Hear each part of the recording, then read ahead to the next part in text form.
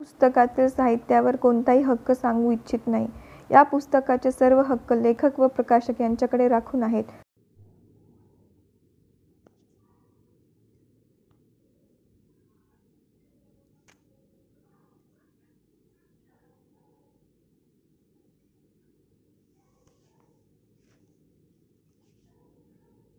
Hello friends, मी स्टोरीवाली पुन्हा आले आहे तुमच्यासाठी एक कथा घेऊन, कालयंत्र.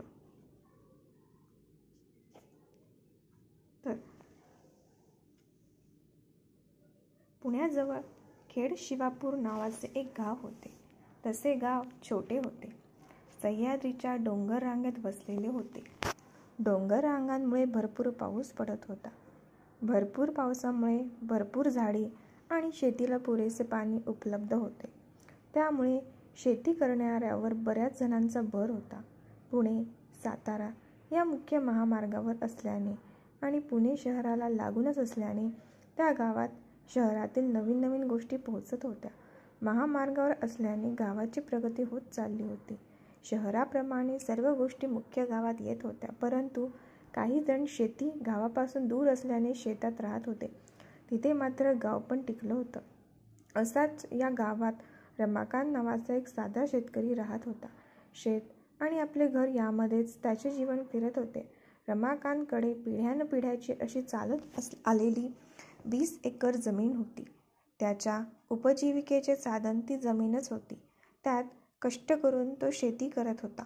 भरपूर पाणी उपलब्ध होत असल्याने शेती चांगली होत होती आणि त्यामुळेच घरात पुरेसा पैसा खेळत राहत असे. मनीषा ही त्याची बायको होती. दोघांचेही लिहिता वाचता येण्यापुरतेच शिक्षण झाले होते. मनीषा देखील त्याला शेतात मदत करत असे. घरात आणि शेतात एकत्र असल्याने ते एकमेकांबरोबर भरपूर वेळ घालवत होते. या जास्तीत जास्त वेळ एकत्र वावरण्याच्या जीवनपद्धतीमुळे खेड्यातील नवरा बायकोची एकमेकात खूप चांगली घडी बसलेली असते. तशीच या दोघांची बसलेली होती. एकमेकांच्या स्वभावाला ते चांगलेच ओळखत होते. त्यामुळे कुठे कोणी पडते घ्यायचे हे दोघांनीही चांगले कळत होते. अशा समजूतदार स्वभावामुळे त्यांचा संसार सुखाने चालला होता. त्यांच्या लग्नाला जवळजवळ 12 वर्ष पूर्ण होत आली होती. 12 वर्ष एकमेकांच्या सहवासात कशी भुरकन उडून गेली हे त्यांना कळलेच नव्हते. जीवनात सर्व सुख होते, परंतु त्या दोघांना एकच दुःख होते, ते म्हणजे त्यांना मुलबाळ नव्हते. शहराच्या जवळ असल्याने थोड्या आधुनिक विचारसरणीचा प्रभाव जीवनावर पडत होता, परंतु त्यामुळे त्याच्या संसारात कधी वादंग किंवा एकमेकांना दोषारोप देणे आले नव्हते. त्याचाच हा परिणाम होता. परंतु त्यामुळे ते शांत बसले असे मुळीच नाही. त्यांनी जुन्या बुजुर्गांनी, नातेवाईकांनी, ओळखीपाळखीच्यांनी सांगितले ते सर्व उपाय केले होते. सर्व धार्मिक, तांत्रिक, मांत्रिक प्रकार करून झाले होते. त्या जोडीने इतर अत्याधुनिक वैद्यकीय उपायही चालू होते. दोघांनी एकमेकांच्या सर्व तपासण्या करून घेतल्या होत्या. वेगवेगळ्या पर्यायाची शक्यता तपासून घेतली होती, परंतु कशातूनही काही साध्य झाले नव्हते. या सर्व प्रयत्नांना कंटाळून त्यांनी आता नवीन प्रयोग व प्रयत्न करणे थांबवले होते. परंतु यामुळे त्यांच्या जगण्यात आणि सुखात काही फरक पडला नव्हता. त्या दोघांना एकच चिंता होती की त्यांच्यानंतर या एवढ्या मोठ्या जमिनीला मालक कोण? त्यांच्यानंतर हे सगळे सांभाळेल असे जवळचे कोणी नातेवाईक त्यांना नव्हते. शिवाय उतार वयात त्यांची काळजी घेईल असेही कोणी नव्हते. योग्य वेळात काय तो निर्णय घेणे गरजेचे होते. त्यामुळे लग्नाला 12 वर्ष होत आली म्हटल्यावर त्यांनी मूल दत्तक घ्यायचा विचार करायला सुरुवात केली. त्याबद्दल त्या दोघांच्या गप्पा व्हायला लागल्या. कुठून घ्यायचं, कसं घ्यायचं याची माहितीही काढायला त्यांनी सुरुवात केली. या सर्व माहिती व चर्चेनंतर त्यांचे असे ठरले की चालू पावसाळा संपला आणि नवीन पीक आले की एखादं मूल दत्तक घ्यायचं. आता लवकरच घरात लहान मूल येणार, यामुळे ते आनंदित झाले. कधी एकदा पावसाळा संपतो याचे ते वाट पाहू लागले. पावसाळा चालू होता. श्रावण महिना नुकताच सुरू झाला होता. आज श्रावण महिन्याचा पहिला सोमवार होता. सोमवारी मनीषाचा उपवास असायचा. मनीषा अगदी लहान असल्यापासून सोमवारचे उपवास करायची. त्यामागे देवाकडे काही मागणे अथवा इच्छा असे काही नव्हते. लहानपणापासून लागलेली ती एक सवय होती आणि आता तो उपवास सवयीचा एक भाग बनला होता. त्या दिवशी ती नेहमीप्रमाणे सकाळी सकाळी उठली आणि सवयीप्रमाणे तिने आंघोळीला पाणी ठेवले. तिने दात घासायला हातात ब्रश घेतला. तेवढ्यात तिला मळमळ व्हायला लागली. तिने कसेबसे भरभर दात घासले आणि जास्तच अस्वस्थ वाटायला लागल्याने अंथरुणात येऊन बसली. तिला परत अंथरुणात येऊन बसलेले पाहून अर्धवट झोपेत असलेला रमाकांत एकदम जागा झाला. आत्तापर्यंत एकदा उठल्यावर ती कधी पुन्हा अंथरुणात आल्याचे त्याला आठवत नव्हते. त्यामुळे काहीतरी गडबड असल्याचे त्याला जाणवले. त्यांनी त्याला विचारले, काय ग, काय झाले?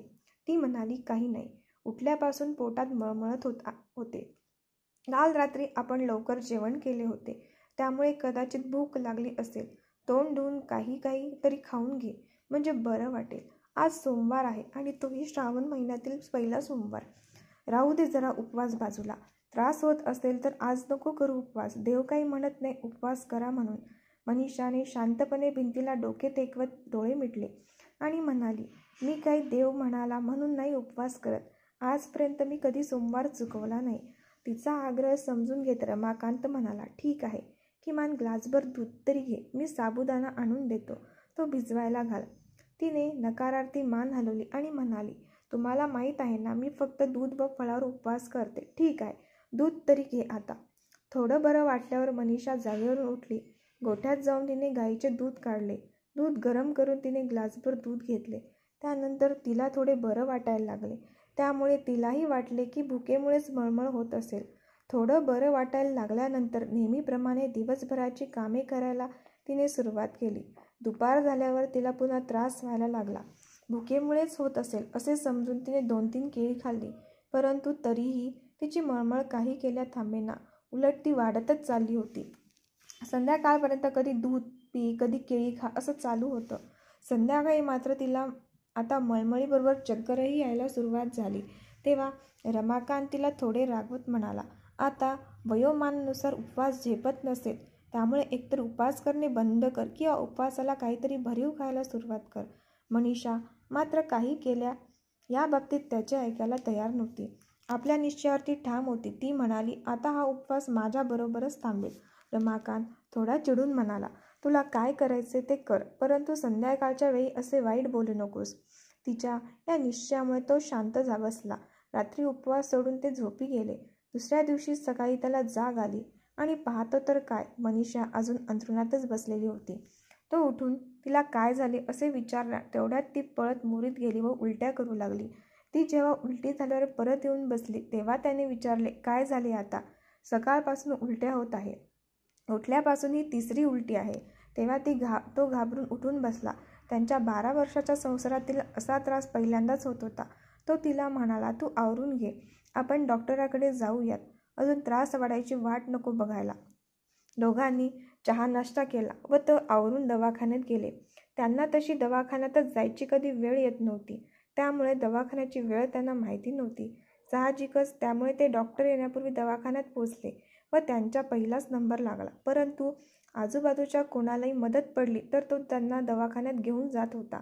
त्यामुळे त्यांची व डॉक्टरांची चांगलीच ओळख होती. त्यामुळे डॉक्टरांनी आल्या आल्या प्रभाकरला व मनीषाला बाहेर बसलेले पाहिल्यावर विचारले, आज एकदम जोडीने भेटायला आलात, सगळे ठीक आहे ना? चल ये आत.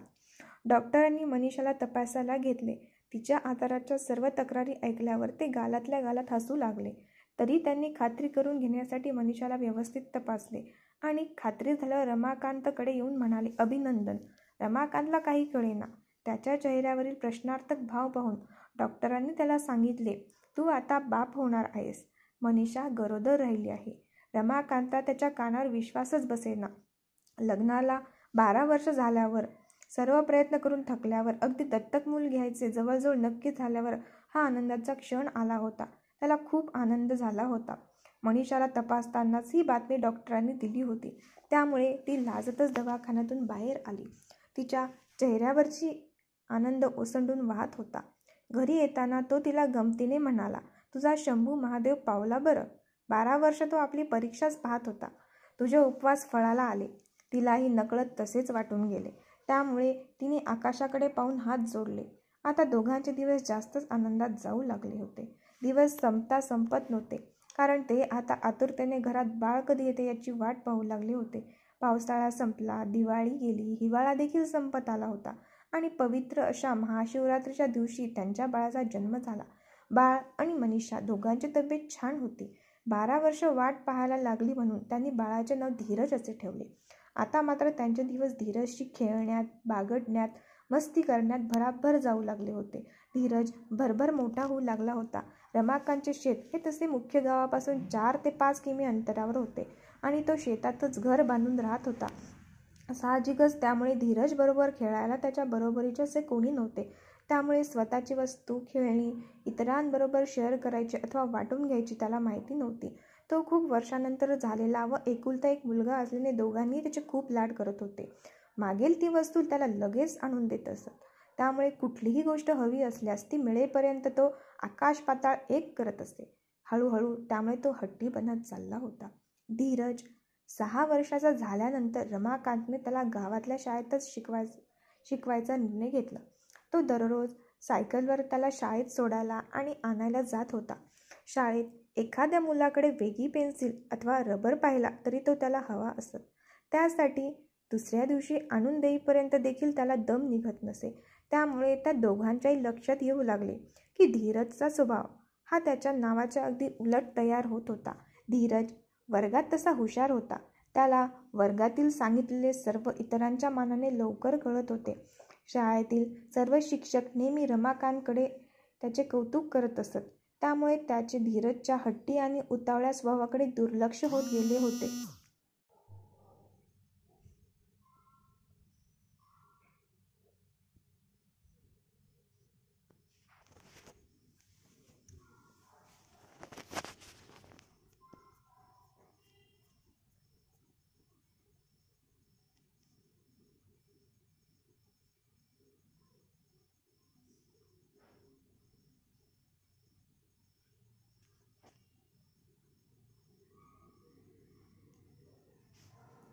शाळेत तो नेहमी वेगवेगळ्या स्पर्धांमध्ये सहभाग घेत असे.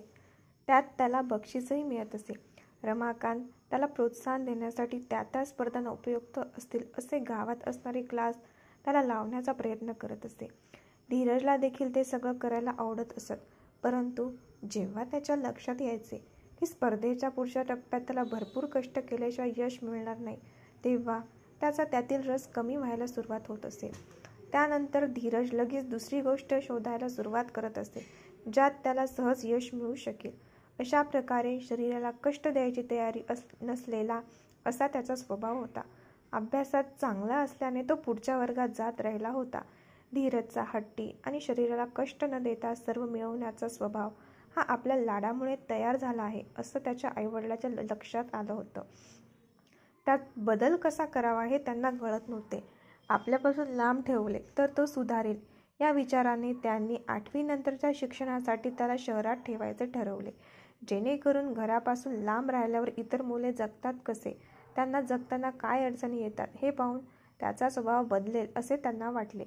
त्यामुळे त्याला पुण्याच्या शाळेत घालून वसतिगृहात ठेवायचे ठरवले. या कल्पनेने धीरजने सुरुवातीला खूप विरोध केला. परंतु यावेळेस त्याचे ऐकायचे नाही असे रमाकांत व मनीषांनी ठरवले होते. त्यामुळे ते त्याच्या हट्टास दाद देईनात हे पाहून धीरजही नरमला व वसतिगृहात राहायला जायला तयार झाला. मुलाला शहरात ठेवायचा निर्णय घेतला तरी त्याची काळजी त्यांना होतीच. त्यामुळे त्यांनी वसतिगृह असे शोधले की जेथे त्याच्या ओळखीचा एक जण कामाला होता, ज्यामुळे अप्रत्यक्षपणे का होईना त्यांना मुलावर नजर ठेवता येणार होती. तसे पुणे गावापासून विशेष लांब नसल्यामुळे आठवड्यातून एकदा धीरजकडे चक्कर मारून ते त्याची भेट घेत होते. शहरात राहणाऱ्या इतर मुलांना एखादी गोष्ट मिळायला जेवढा वेळ लागत असे त्याच्यापेक्षा कितीतरी कमी वेळात धीरजला ती वस्तू मिळत होती. त्यामुळे धीरजला असे वाटू लागले की शहरात राहून नोकरी करणाऱ्यांपेक्षा आपले वडील गावातल्या शेतात काम करून भरपूर पैसा कमवतात. तसेच आपली गावाकडे भरपूर जमीन आहे असे त्याला वाटत होते. त्यामुळे मोठे झाल्यावर गावाकडे जाऊन शेतीच करायची असा निश्चय त्याच्या मनात पक्का व्हायला लागला. त्यामुळे शिक्षण घ्यायचे म्हणून घेणे चालू राहील. खूप काही जिद्दीने किंवा काही करून दाखवण्यासाठी तो शिक्षण घेत नव्हता. तरीही रमाकांत त्याला वेगवेगळ्या खेळाच्या क्लासेसला टाकत राहिला. त्याला वाटत होते की एखाद्या खेळात त्याला आवड निर्माण होईल आणि तो त्यात काहीतरी विशेष करेल. त्यामुळे धीरजचे बुद्धिबळ, ॲथलेटिक्स, पोहणे, कुस्ती, क्रिकेट असे वेगवेगळे खेळ शिकून झाले.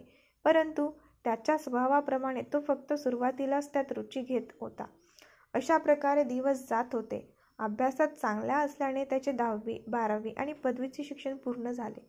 रमाकांतला शेतीतील कष्ट माहिती होते. त्यामुळे त्याला वाटत होते की शहरात शिक्षण घेऊन धीरजने शहरात राहून नोकरी करून मोठा होण्याचा प्रयत्न करावा. परंतु धीरजची इच्छा तर गावाकडे परत येऊन शेती करण्याची होती. रमाकांतला माहीत होते की शेतातील कष्ट त्याला झेपणार नाही व त्याच्या स्वभावामुळे तो करू शकणार नाही.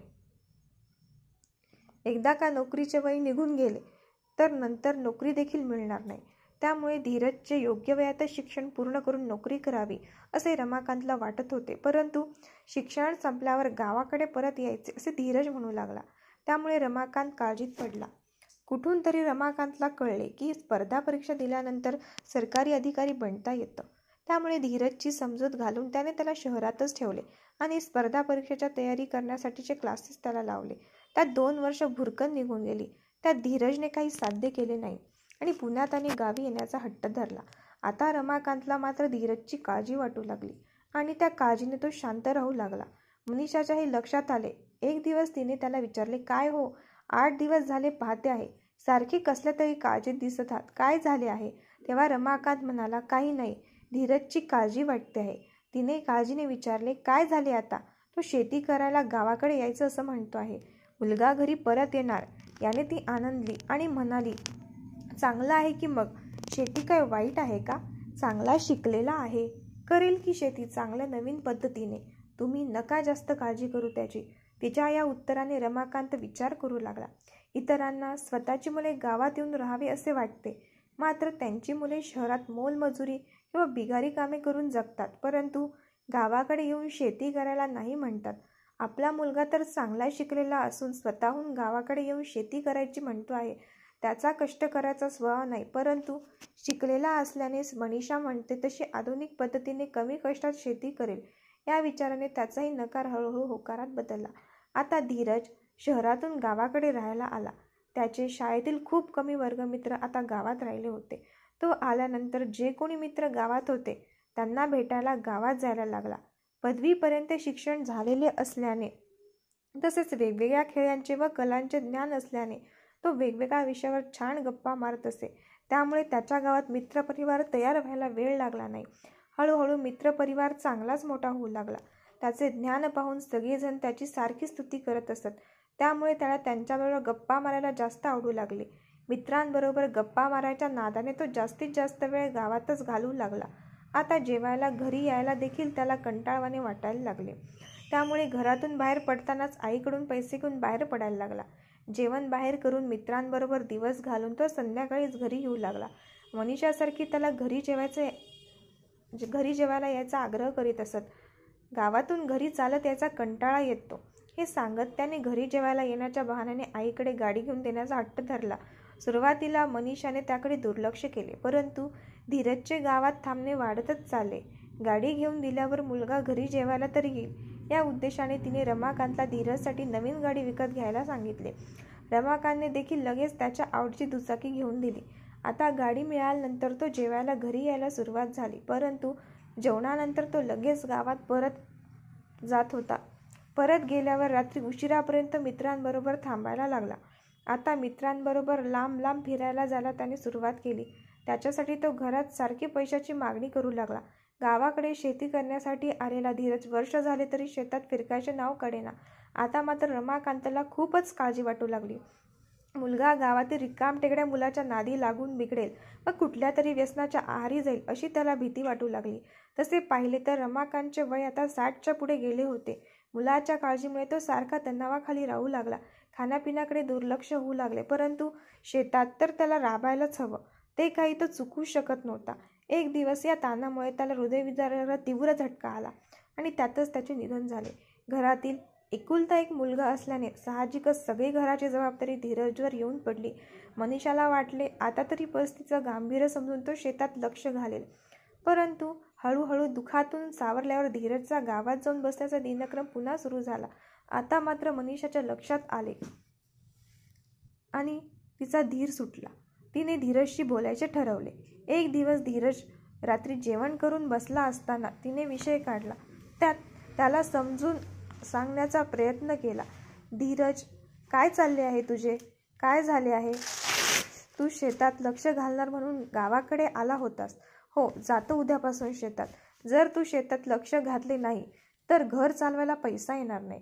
तुझ्या वडिलांनी सगळे पैसे तुझ्या आवडीनिवडी पुरवण्यातच खर्च केले.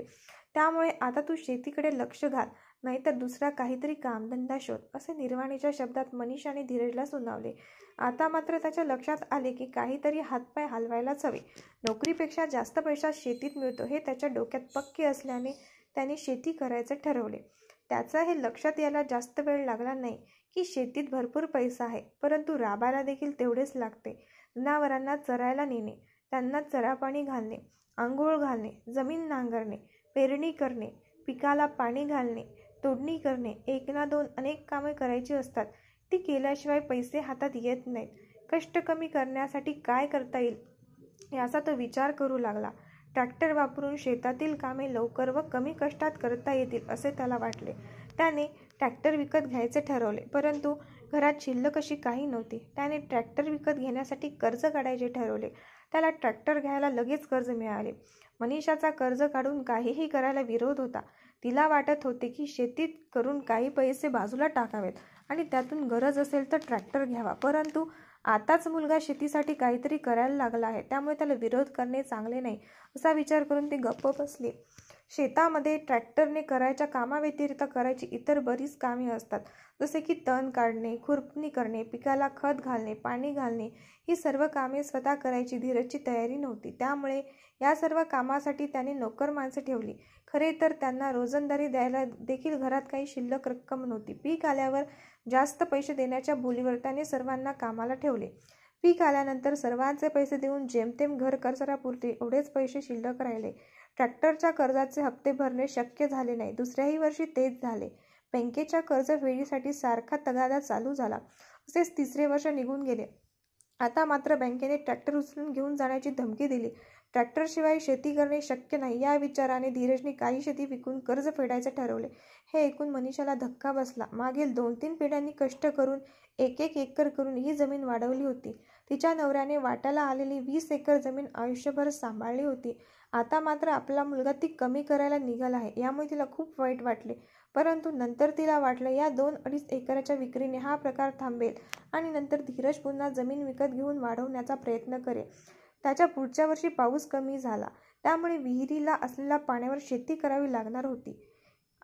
आहे ते पाणी सर्व शेतीला पुरवण्यासाठी धीरजने सर्व शेतीत ठिबक सिंचन करून घ्यायचे ठरवले. त्यासाठी त्याने अजून 1 एकर जमीन विकली. आता मात्र मनीषाला खूपच काळजी वाटू लागली. तिला वाटले याचे एकदा लग्न लावून देऊ, कदाचित त्याला घराची जबाबदारी समजेल. येणारी मुलगी त्याची समजूत काढेल आणि शेती विकण्यापासून वाचू शकेल. मनीषाने आता धीरजसाठी मुलगी पाहायला सुरुवात केली. तिने धीरजसाठी शिकलेलीच मुलगी पाहायचे ठरवले, कारण अशीच मुलगी त्याला चांगले काही सुचवू शकेल असे तिला वाटले होते. परंतु शिकलेल्या मुली शेतकरी घरात लग्न करायला तयारच नव्हत्या. अडाणी मुलगी मनीषाला नको होत्या. त्यामुळे किमान 12वी शिकलेली मुलगी मिळावी असा प्रयत्न ती करत होती, परंतु खूप शोधून झाले तरी हवी तशी मुलगी मिळेना. त्यामुळे मनीषाने ठरवले की दुसऱ्या जातीतील किंवा अनाथ मुलगी मिळाली तरी चालेल, परंतु शिकलेलीच मुलगी करायची. त्याप्रमाणे मुलगी पाहायला पुन्हा सुरुवात केली. तिला एका ओळखीच्या बाईकडून कोल्हापुरातील एका मुलीची माहिती मिळाली. त्या मुलीचे नाव भैरवी होते. तिचे शिक्षण 12वी पर्यंत झाले होते. तिचे आईवडील ती लहान असतानाच गेले होते. तिच्या लांबच्या मामाने तिचे शिक्षण पूर्ण केले होते व तिचा सांभाळ केला होता. मनीषा लगेचच तिला पाहायला गेली.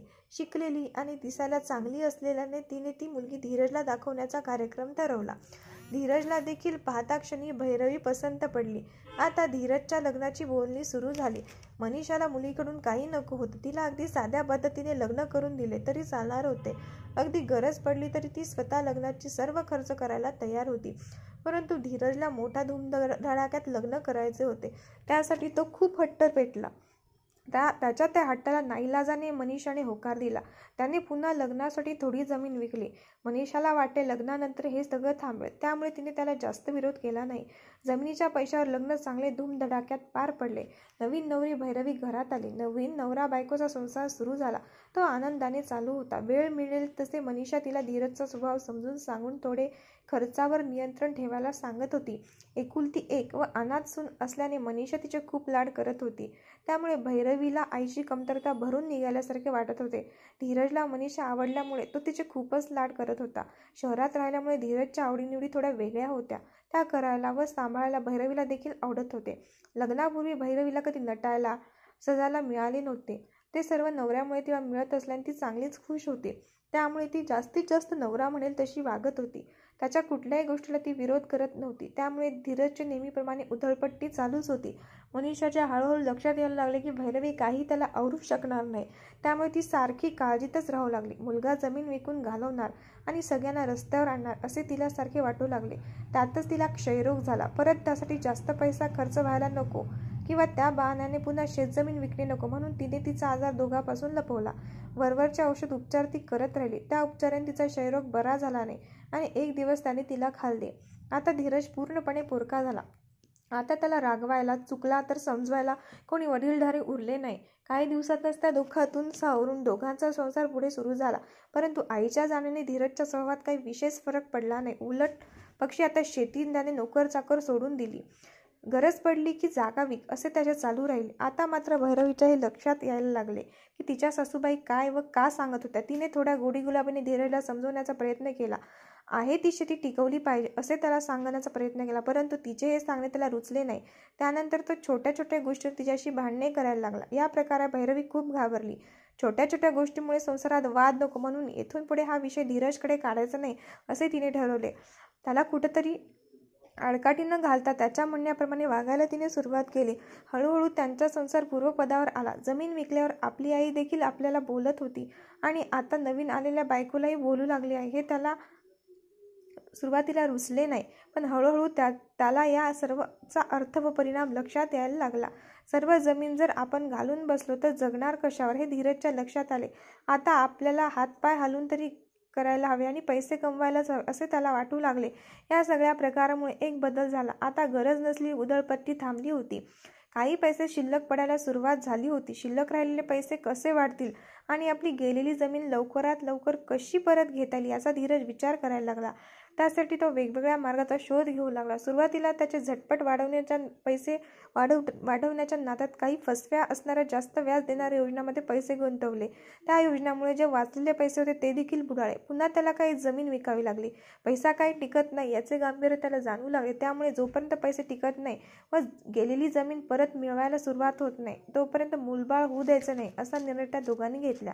या दरम्यानच्या काळात धीरजच्या व्हॉट्सअपवर एक मेसेज आला. तो वॉरेन बफेट व राकेश झुनझुनवाला यांच्या संबंधित होता. त्यामध्ये काही वर्षापूर्वी या दोघांनी शेअर बाजारात थोडे पैसे गुंतवले आणि आज ते अब्जाधीश झाल्याचे सांगितले होते. त्यामुळे शेअर बाजाराविषयी अधिक माहिती करून घेण्याची धीरजला इच्छा निर्माण झाली. वर्तमानपत्रातील जाहिरातीतून मिळालेल्या माहितीच्या आधारे त्याने शेअर बाजारासंबंधीचा एक क्लास लावला. तो क्लास पुणे शहरामध्ये होता. परंतु शेअर संबंधी माहिती करून घ्यायच्या तीव्र इच्छेमुळे त्याने जाऊन येऊन तो क्लास पूर्ण केला. या क्लासमध्ये निफ्टी, BSE, शेअर, डेरिव्हेटिव्ह याची पूर्ण माहिती दिली गेली. आता त्याला शेअर बाजारात गुंतवणूक करण्याची इच्छा निर्माण झाली. त्यासाठी त्याने शेअर बाजारातील देवाणघेवाण करण्यासाठी लागणारे डीमॅट खाते उघडले. आता तो गावातील इंटरनेट कॅफेत बसून शेअरची खरेदी विक्री करू लागला.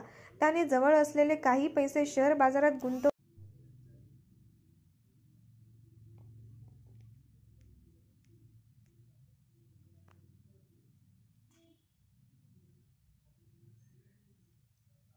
आता तो गावातील इंटरनेट बँकेत बसून शेअर्सची खरेदी विक्री करू लागला.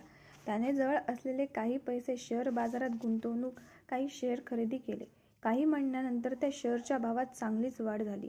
त्याला चांगलाच नफा झाला. त्यामुळे त्याने त्याच्याकडे होते तेवढे सर्व पैसे शेअर बाजारात गुंतवले. त्याने विकत घेतलेल्या नवीन शेअर्सचे भाव देखील काही दिवसात चांगले वाढले.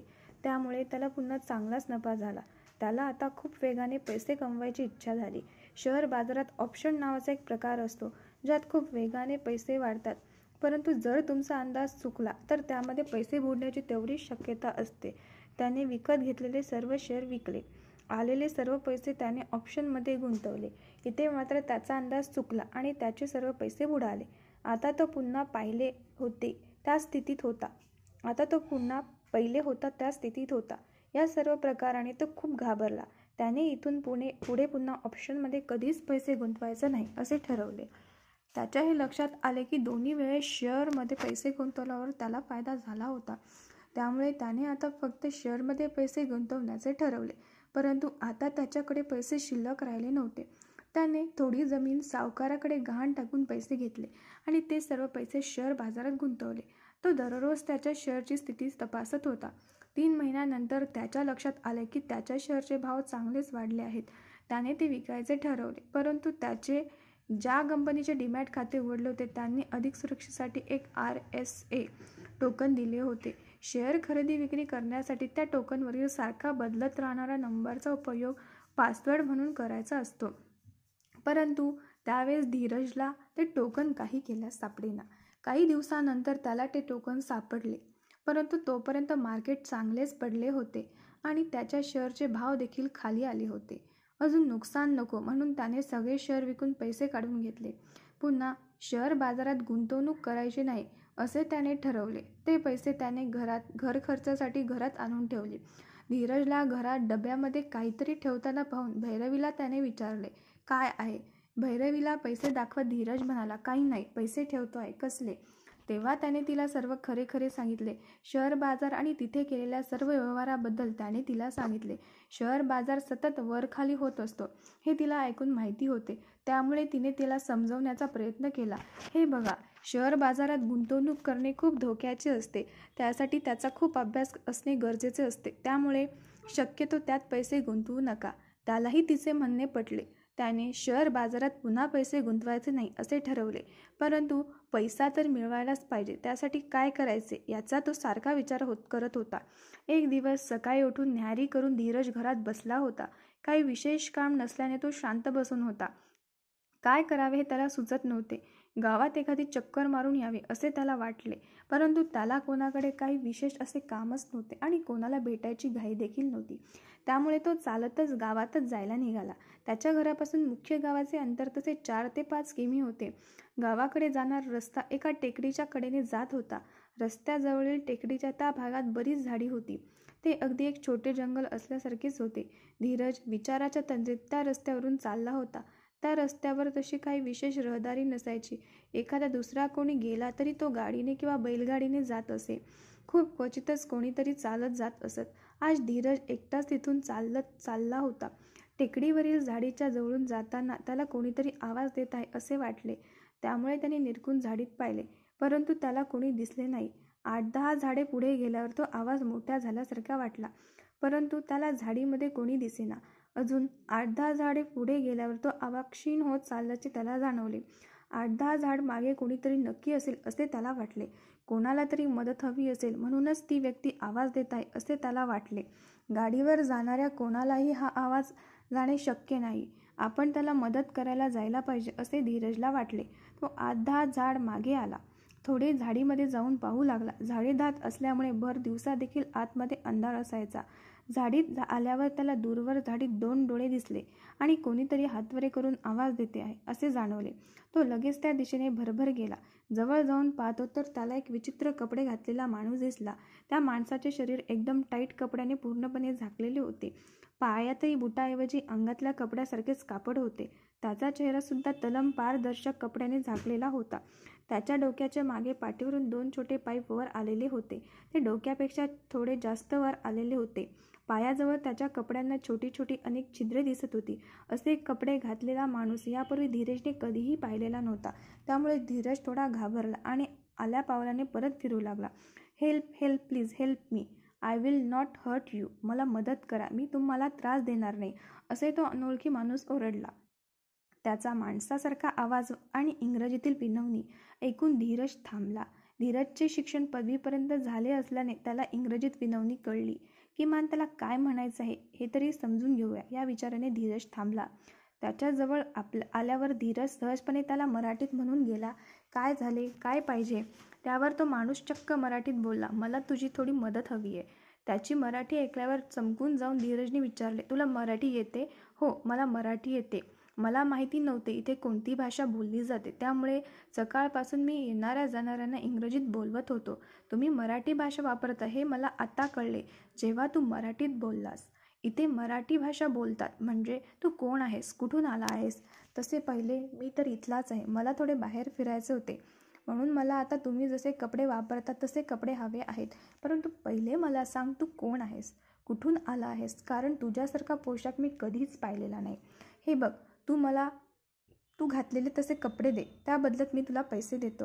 कपडे, पैसे वगैरे आपण नंतर बघू. पहिले खरं खरं सांग, काय भानगड आहे? नाहीतर मी गावातील लोक गोळा करेन. आता मला तुला सर्व खरे सांगितलेच पाहिजे. खरं म्हणजे मी भविष्यातून या काळात आलो आहे. भविष्यातून म्हणजे मी 300 वर्षे पुढील काळातून इथे आलो आहे. हे कसे शक्य आहे? धीरजचा त्याच्यावर विश्वास बसेना. हेच बघ ना. तू म्हणालास ना की मी घातलेला पोशाख तू कधी पाहिला नाहीस. ते खरे आहे, कारण हा 300 वर्ष भविष्यातील लोकांचा बाहेर जाताना घालायचा पोशाख आहे. हा फक्त पोशाखच नाही, तर याच्या आत एक एअर कंडिशनर देखील आहे. धीरजने आश्चर्याने विचारले, कसे काय? 300 वर्षानंतरच्या आमच्या काळात पृथ्वीचे तापमान खूप वाढले आहे, त्यामुळे शरीराचा कुठलाही भाग उघडा ठेवणे केवळ अशक्य आहे. या पोशाखातून बाहेरची गरम हवा आत पोहोचत नाही.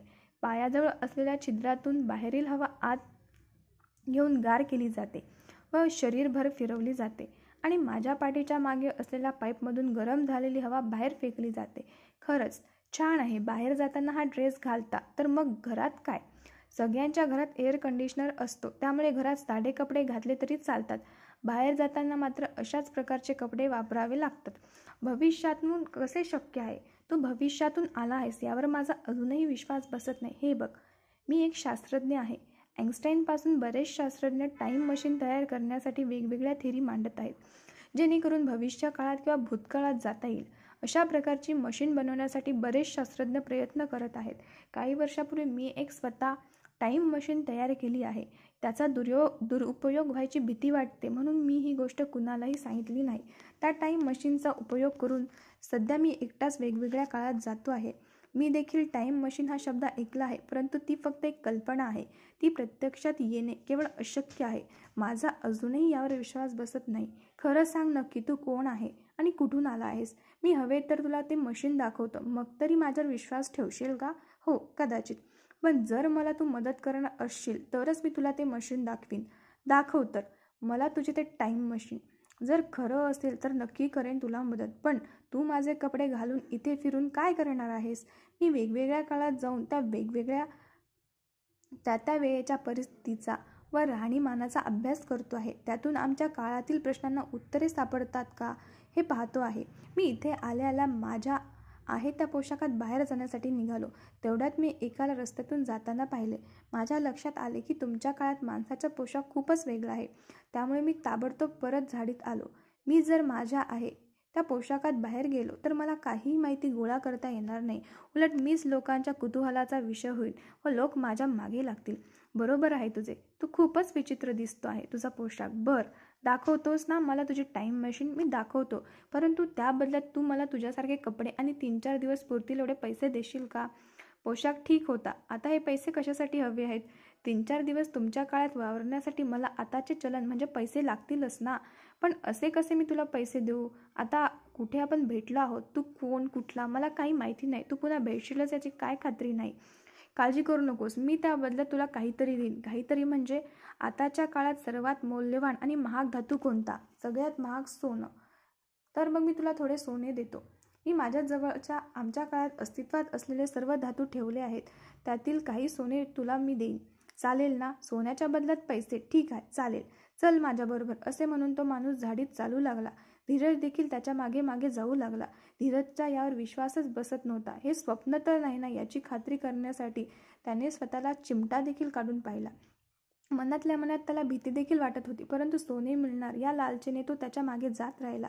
जंगलाच्या मध्यभागी थोडी मोकळी जागा होती. तिथे येऊन तो थांबला आणि धीरजकडे वळत म्हणाला, इथे आहे माझे टाईम मशीन. इथे तर काहीच दिसत नाही. मला वेडा समजलास का? थांब, मी तुला दाखवतो. असे म्हणत तो माणूस त्या मोकळ्या जागेच्या एका बाजूला असलेल्या जाड बुंध्याच्या झाडाजवळ गेला.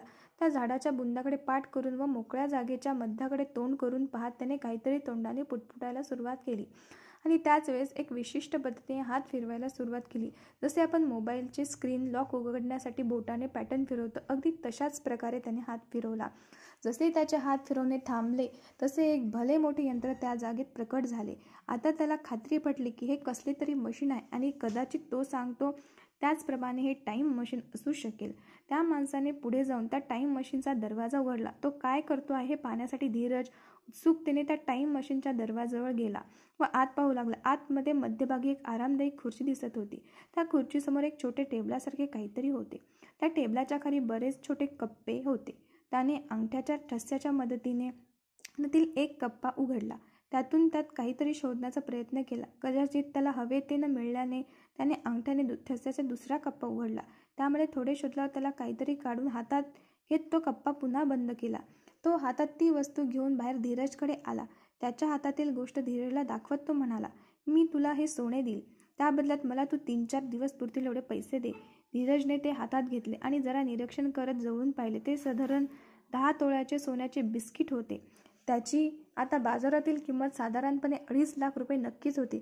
त्यामुळे धीरजला खूप आनंद झाला, परंतु त्याने तो चेहऱ्यावर दाखवला नाही. तो त्याला म्हणाला, ठीक आहे, किती पैसे हवेत तुला?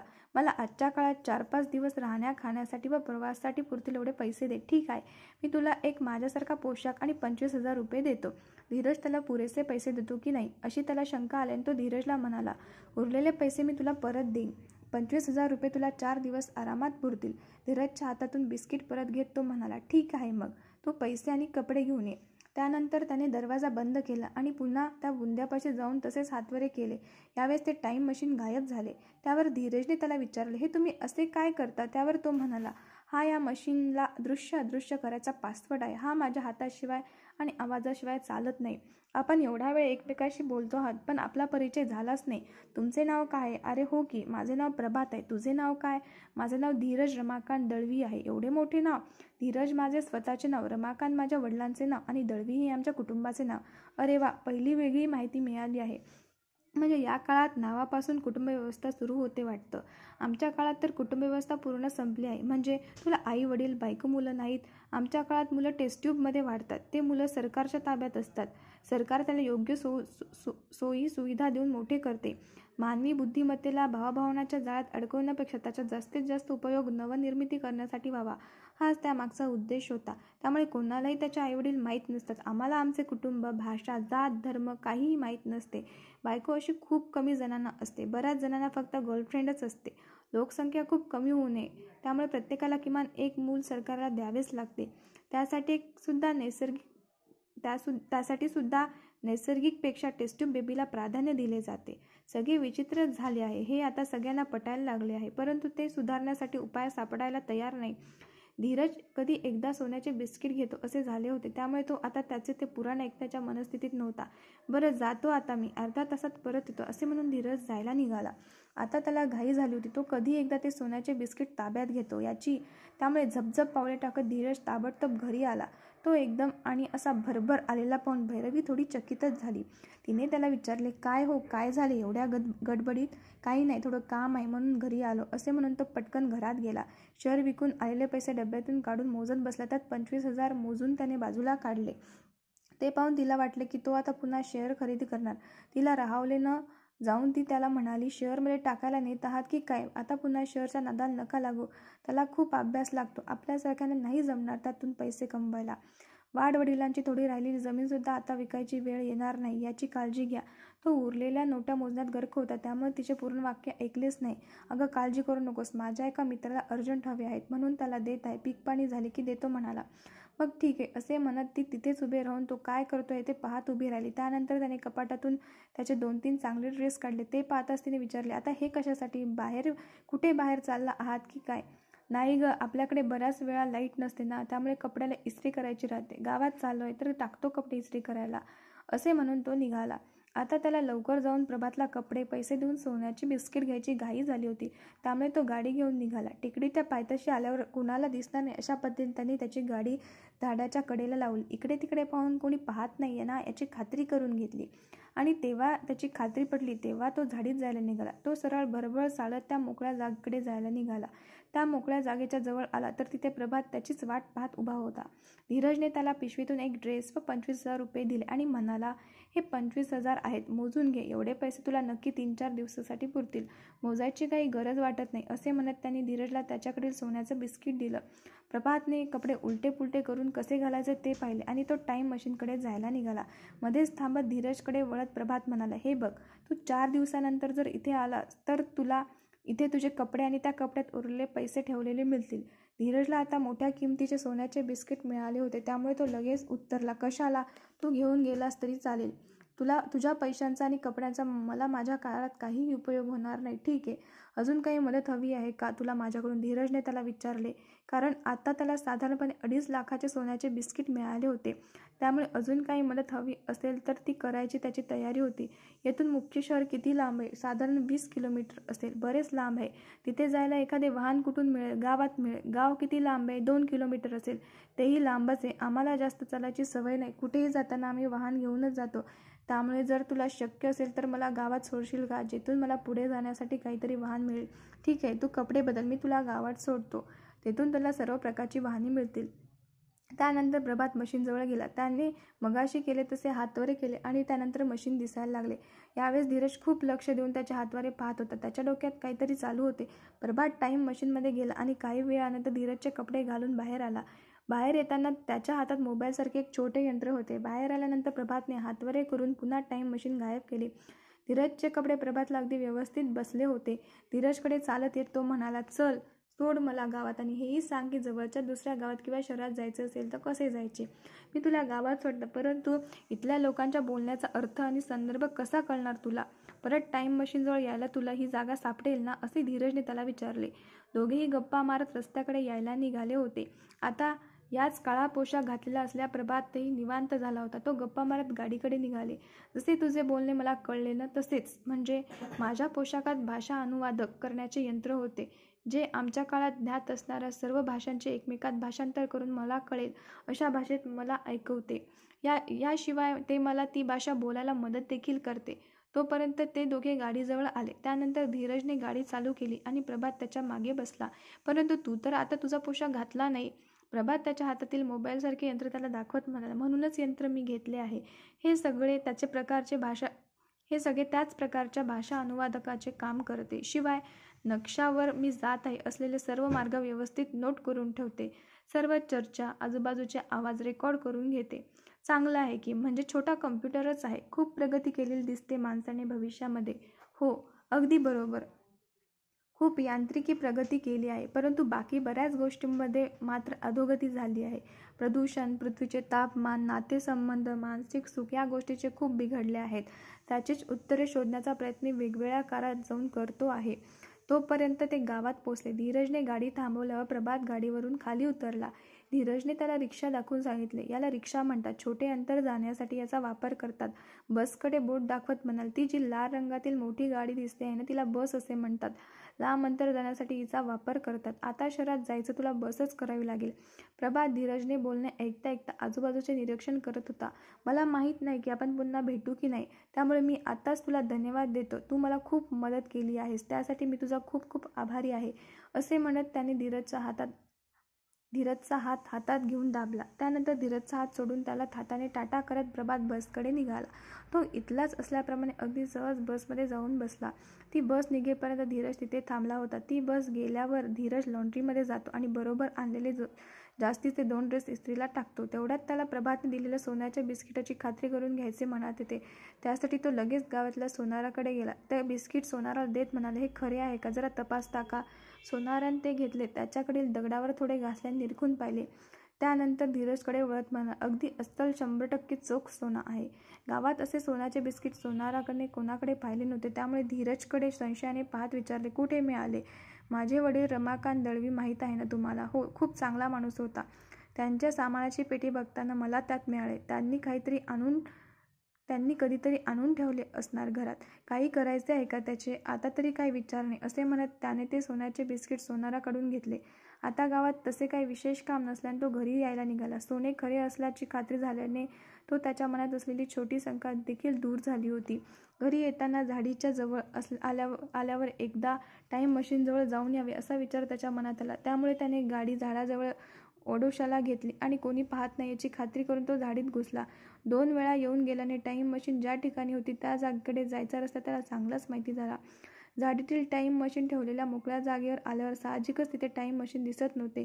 त्याला वाटले की आपण प्रभातसारखे हातवारे करून पाहूयात, म्हणून त्याने 2-3 वेळा तिथे उभे राहून तसे हातवारे केले, परंतु काहीही झाले नाही. तेव्हा त्याला वाटले प्रभात म्हणाला त्याप्रमाणे ते फक्त त्याच्या आवाजाने व त्याच्या हातातील हातवाऱ्यांनीच प्रकट होत असेल. म्हणून तो परत घरी जायला निघाला. 2-3 पावले गेला असेल तोच त्याला आठवले की प्रभात प्रत्येक वेळेस त्या बुंद्याच्या झाडाच्या पायथ्याशी जाऊन थांबत व हातवारे करत होता. मग तो देखील त्या जाड बुंद्याच्या झाडाच्या बुंद्याजवळ गेला व तसेच हातवारे केले. तर काय चमत्कार! टाईम मशीन समोर प्रकट झाले. त्याच्या लगेच लक्षात आले की आपण मशीन पाहण्याचा प्रयत्न करू नये, म्हणून प्रभात तोंडाने काहीतरी बडबड करून हातवारे करत होता. शिवाय आपल्याला सांगितले की त्याच्याच आवाजाने आणि त्याच्याच हाताच्या हातवाऱ्यांनी मशीन प्रकट होते. तो ती मशीन प्रकट करू शकतो याचा त्याला खूप आनंद झाला होता. तो हळूच मशीनच्या दाराजवळ गेला आणि ते उघडण्याचा प्रयत्न केला तर ते दारही लगेच उघडले. आता त्याला आतमध्ये जाऊन मशीन पाहता येणार होते. आतापर्यंत तो फक्त प्रभातला आत जाताना पाहत होता. त्याने हळूच त्यामध्ये प्रवेश केला. आतमध्ये मध्यभागी एक छान आरामदायी खुर्ची होती. त्या खुर्चीच्या समोर एक टिपॉयचा उंचीचा एक छोटा टेबल होता. त्याच्या खाली बरेच कप्पे दिसत होते. प्रत्येक कप्प्यावर फिंगरप्रिंट स्कॅनर होता. त्याने पाहिले होते की सोन्याचे बिस्किट काढण्यासाठी प्रभातने त्यातील एका कप्प्यासमोर अंगठा स्कॅन केला होता. त्यामुळे त्याने ते उघडण्याचा प्रयत्न केला नाही. त्यानंतर तो त्या खुर्चीवर बसला. खुर्चीच्या समोर असलेल्या टेबलवर खूप वेगळ्या प्रकारची व वेगवेगळ्या आकाराची खूप बटणे होती. त्या टेबलाच्या मध्यभागी 8 गोल फिरवायची बटणे होती. त्यावर 0 ते 9 पर्यंतचे आकडे छापलेले होते. प्रत्येक बटणाच्या कडेला एक छोटा बाण प्रिंट केलेला होता. पहिल्या 2 बटणाच्या खाली इंग्रजीत D अक्षर छापलेले होते. पुढच्या 2 बटणाच्या खाली इंग्रजीत M हे अक्षर छापलेले होते आणि शेवटच्या 4 बटणाच्या खाली इंग्रजीत Y हे अक्षर छापलेले होते. त्यावरून त्याच्या लक्षात आले की DDMMYY या स्वरूपात आहे, म्हणजे तारीख निवडण्यासाठी ही बटणं वापरतात. सगळ्यात खालच्या बाजूला इंग्रजीत गो असे लिहिलेले एक मोठे आयताकृती बटन होते. त्यावरून ते निवडलेल्या काळात जाण्यासाठी वापरायचे बटन असावे इतपत त्याला लक्षात आले होते. परंतु त्या बोर्डवर असलेल्या इतर बटनाबद्दल मात्र त्याला काही कळेना. तेवढे पाहून तो बाहेर आला. आता तो बाहेरून ते मशीन पाहू लागला. त्या छोट्या खोलीच्या खालच्या बाजूला 2 मोठ्या धातूच्या रिंगा होत्या. वरच्या बाजूला आणि उजव्या बाजूला 4 एकमेकात बसलेल्या अशा धातूच्या रिंगा होत्या. तेवढे पाहून झाल्यावर त्याने घरी जायचे ठरवले. तो घरी जायला निघाला. तेवढ्यात त्याच्या लक्षात आले की टाईम मशीन गायब करायचे राहून गेले. तो पुन्हा त्या मोठ्या झाडाच्या बुंद्याजवळ आला. मशीन प्रकट करायला केले तसे हातवारे त्याने केले आणि ते मशीन पुन्हा गायब झाले. आपल्याला टाईम मशीन जवळून पाहता आले याचा त्याला आनंद झाला होता, परंतु त्यापेक्षाही ते मशीन प्रकट आणि गायब करता आले याचा त्याला खूप आनंद झाला होता. त्या आनंदातच तो घरी निघाला. परंतु या सर्वामुळे त्याला घरी यायला थोडा उशीरच झाला. भैरवी त्याची जेवणासाठी वाट बघत थांबली होती. त्यामुळे तो आल्यावर ते दोघे लगेचच जेवायला बसले. जेवताना धीरज शांतपणे काहीही न बोलता जेवत होता. त्याच्या डोक्यात सारखे ते मशीन आणि सोन्याचे बिस्किट याबद्दल विचार चालू होते. जेवणानंतर तो शांत बसला होता. तेवढ्यात भैरवीने कपाटात ठेवलेली काही कागद बाहेर काढली आणि त्याला दाखवले. तिने विचारले, हे शेअरचे लागतात का? घर साफ करताना सापडले. धीरजने ते कागद हातात घेऊन नीट पाहिले आणि तिला परत देत म्हणाला, नाही लागत. मागे विकत घेतलेल्या शेअर्सचे आहे, टाकून दे. मला वाटलं तुम्ही पुन्हा शेअर बाजार चालू केला की काय. नाही ग, सांगितले ना मी तुला एकदा की आता मी शेअर बाजारात पैसे लावणे पूर्णपणे बंद केले आहे. बरं झालं बाई, आपण थोडे ज्योतिषी आहोत. भविष्यात कुठले शेअर वाढणार हे आपल्याला कसे कळणार. असे म्हणत ती तो कागद कचऱ्यात टाकायला बाहेर गेली. परंतु जाता जाता ती धीरजच्या डोक्यात एक विचार टाकून गेली. त्याच्या डोक्यात विचार चालू झाला, जर आपल्याकडे टाईम मशीन असती तर आपल्याला भविष्य कळले असते. कधी कुठल्या शेअरचे भाव वर जाणार आहेत व कुठल्या शेअरचे कमी होणार आहेत हे कळले असते. त्यानंतर आपण योग्य त्या शेअरमध्ये पैसे गुंतवून भरपूर पैसे मिळवू शकलो असतो. मग त्याला वाटले 2-3 दिवस का होईना आता आपल्याजवळ प्रभातची टाईम मशीन आहे ना, परंतु अजून ती वापरून पाहिली नव्हती. जर आपल्याला ती वापरता आली तर आपल्याला 2-3 दिवसासाठी भविष्य पाहता येईल. हा विचार डोक्यात येताच तो ताडकन उठला. बाहेर जाऊन येतो सांगून तो बाहेर निघाला. गाडी झाडाशी आडोशाला लावून तो कोणी पाहत नाहीची खात्री करून टाईम मशीन जवळ आला. आपल्याला टाईम मशीन चालवता येईल की नाही, टाईम मशीन आपल्या प्रयत्नामुळे बिघडली तर, नंतर प्रभातला आपण मशीन वापरण्याचा प्रयत्न केला हे कळले तर, असे अनेक विचार त्याच्या डोक्यात चालू होते. आता त्याला जड बुंद्याचे झाड चांगले लक्षात राहिले होते. धीरज त्या जड बुंद्याजवळ गेला आणि मोकळ्या जागेकडे तोंड करून उभा राहिला. त्याच्या मनात चलबिचल चालू होती. त्याने टाईम मशीनचा पासवर्ड असलेले हातवारे करून ते मशीन प्रकट केले. आता त्याने ठरवले, जे होईल ते बघता येईल. प्रभात आपल्यालाच का भेटला? कदाचित का देवाचाच संकेत असावा, असा विचार करून त्याने दार उघडले आणि आत जाऊन दार बंद करून घेतले. बघू तरी आपल्याला टाईम मशीन चालवायला जमते का, असा विचार करून तो खुर्चीवर बसला. समोरच्या टेबलवरील 8 बटन जे तारीख दाखवत होतं ते पाहिल्यावर धीरजला लक्षात आले की त्यावर आजचीच तारीख आहे. धीरजने त्यातील शेवटच्या 4 बटनावर त्याने आजपासून पुढील 3रे वर्ष निवडले. म्हणजे आजपासून 3 वर्षानंतर तो दिवस होता. आता तो जरा वेळ शांत झाला. थोडा विचार केल्यानंतर त्याने गो हे बटन दाबले. तेवढ्यात खूप वेगवेगळे आवाज व्हायला लागले. त्या आवाजाने धीरज खूप घाबरला. त्याला वाटले काहीतरी चुकीचे केलंय. त्याला भीती वाटायला लागली की मशीन बिघडले तर काय. हळूहळू भोवतालच्या सर्व वस्तू फिरू लागल्याचे त्याला दिसू लागले. धीरजला त्याचे शरीर हलके होत आहे असे वाटू लागले. हळूहळू आजूबाजूच्या वस्तूंचा वेग वाढत गेला आणि एक वेळ अशी आली की आजूबाजूचे सर्व गायब झाले. त्याला असे वाटू लागले की तो हवेत उडतो आहे. आजूबाजूला फक्त प्रचंड प्रकाश दिसत होता. काही वेळानंतर त्याला आजूबाजूच्या वस्तू पुन्हा दिसू लागल्या. वेग हळूहळू कमी होत गेला आणि सर्व स्थिर झाले. या सगळ्यामुळे धीरजला चक्कर आल्यासारखे झाले. त्यामुळे तो थोडा वेळ तिथेच त्या खुर्चीवर बसून राहिला. थोडे बरे वाटल्यावर तिथून उठला. त्याने दार उघडले आणि तो बाहेर आला. पाहतो तर आजूबाजूला सर्व झाडी जशीच्या तशी होती. त्याला वाटले मशीन चालले नसेल, म्हणून निराशेने त्याने दार लावून घेतले आणि त्यांनी घरी जायचे ठरवले. त्याच्या भविष्याचा उपयोग करून घ्यायचे स्वप्न उद्ध्वस्त झाले होते. थोड्या निराशेतच हातवारे करून टाईम मशीन अदृश्य करून तो चालता रोडवर आला. रोडवर जिथे त्याने गाडी लावली होती तिथे त्याची गाडी नव्हती. तो एकदम घाबरला. त्याला वाटले त्याची गाडी चोरीला गेली असेल. गाडी घेऊन जाणारा कुठे दिसतो का म्हणून त्याने आजूबाजूला पाहिले, परंतु कोणीही दिसेना.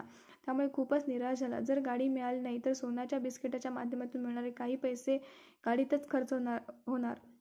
त्यामुळे तो जास्त उदास झाला. तो घराकडे चालत निघाला. तेवढ्यात त्याच्या लक्षात आले की झाडीमध्ये जाताना खडबडीत खडीचा असलेला रस्ता आता गुळगुळीत असा डांबरी झाला होता. मग त्याने थोडे दूरवरून पाहून अजून काही बदल झाला का ते पाहू लागला.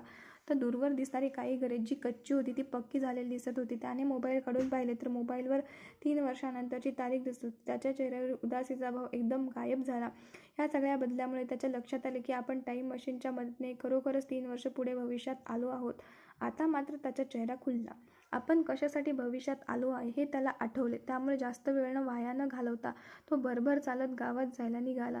जसे त्याने गावात प्रवेश केला तसे त्याला काही दुकानामध्ये बदल झालेला दिसला. गावातील बरेचसे रोड सिमेंटचे झालेले त्याच्या लक्षात आले. तेवढ्यातच त्याच्या लक्षात आले की त्याच्या ओळखीचे लोक त्याला आवाज देत आहेत. थांबलो तर वेळ जाईल आणि वर्तमानात जायला वेळ होईल म्हणून सगळ्यांना तो उद्या बोलू सांगून पुढे भरभर जात होता. त्याला शहरचे भाव घेऊन वर्तमानात परत जायची घाई झाली होती. त्यामुळे त्याला बोलायला मुळीच वेळ नव्हता. तो भरभर चालत नेट कॅफेत गेला. तर नेट कॅफे देखील बराच बदलला होता. सगळे फर्निचर नवीन दिसत होते. सगळ्या कॉम्प्युटरला फ्लॅट स्क्रीन डिस्प्ले लावले होते. तो नेट कॅफेतील मुलाला कुठे बसू विचारून त्याने सांगितलेल्या कॉम्प्युटरवर येऊन बसला. त्याने शेअर बाजाराची माहिती देणाऱ्या वेबसाईटवर जाऊन 3 वर्षापूर्वी कमी असलेल्या आणि आता वाढलेल्या सर्व शेअर्सची यादी काढली. त्यातील सर्वात जास्त वाढलेल्या 25 कंपन्यांची यादी त्याने वगळली. त्यातील बहुतांश कंपन्यांचे भाव कमीत कमी 25 पट तरी वाढले होते. त्याने पटकन त्या शेअर्सची यादी प्रिंट करून घेतली. पैसे देऊन तो नेट कॅफेतून बाहेर निघणार तर नेट कॅफेवाला तिथे आला आणि त्याला काही विचारू लागला. परंतु धीरज त्याला म्हणाला, आता गडबडीत आहे, उद्या बोलू असे म्हणाला आणि लगेच टाईम मशीनकडे जायला निघाला. तो पुन्हा चालत मशीनकडे आला. पटकन पासवर्डचे हातवारे करून मशीन प्रकट केले आणि दार उघडून त्यात जाऊन बसला. आता त्याच्या मनातील टाईम मशीनबद्दलची भीती निघून गेली होती. आता त्याने 3 वर्षापूर्वीची तारीख म्हणजे वर्तमानची तारीख टाकली होती. त्यानंतर मशीन चालू करून वर्तमानात परत आला. बाहेर येऊन त्याने पुन्हा मशीन गायब केले. आता तो रस्त्यावर आला तेव्हा त्याची गाडी तिथे उभी होती आणि रस्ता देखील पहिल्यासारखा खडबडीत दिसत होता. आता त्याला खात्री झाली की आपण भविष्यात जाऊन परत आलो आहोत.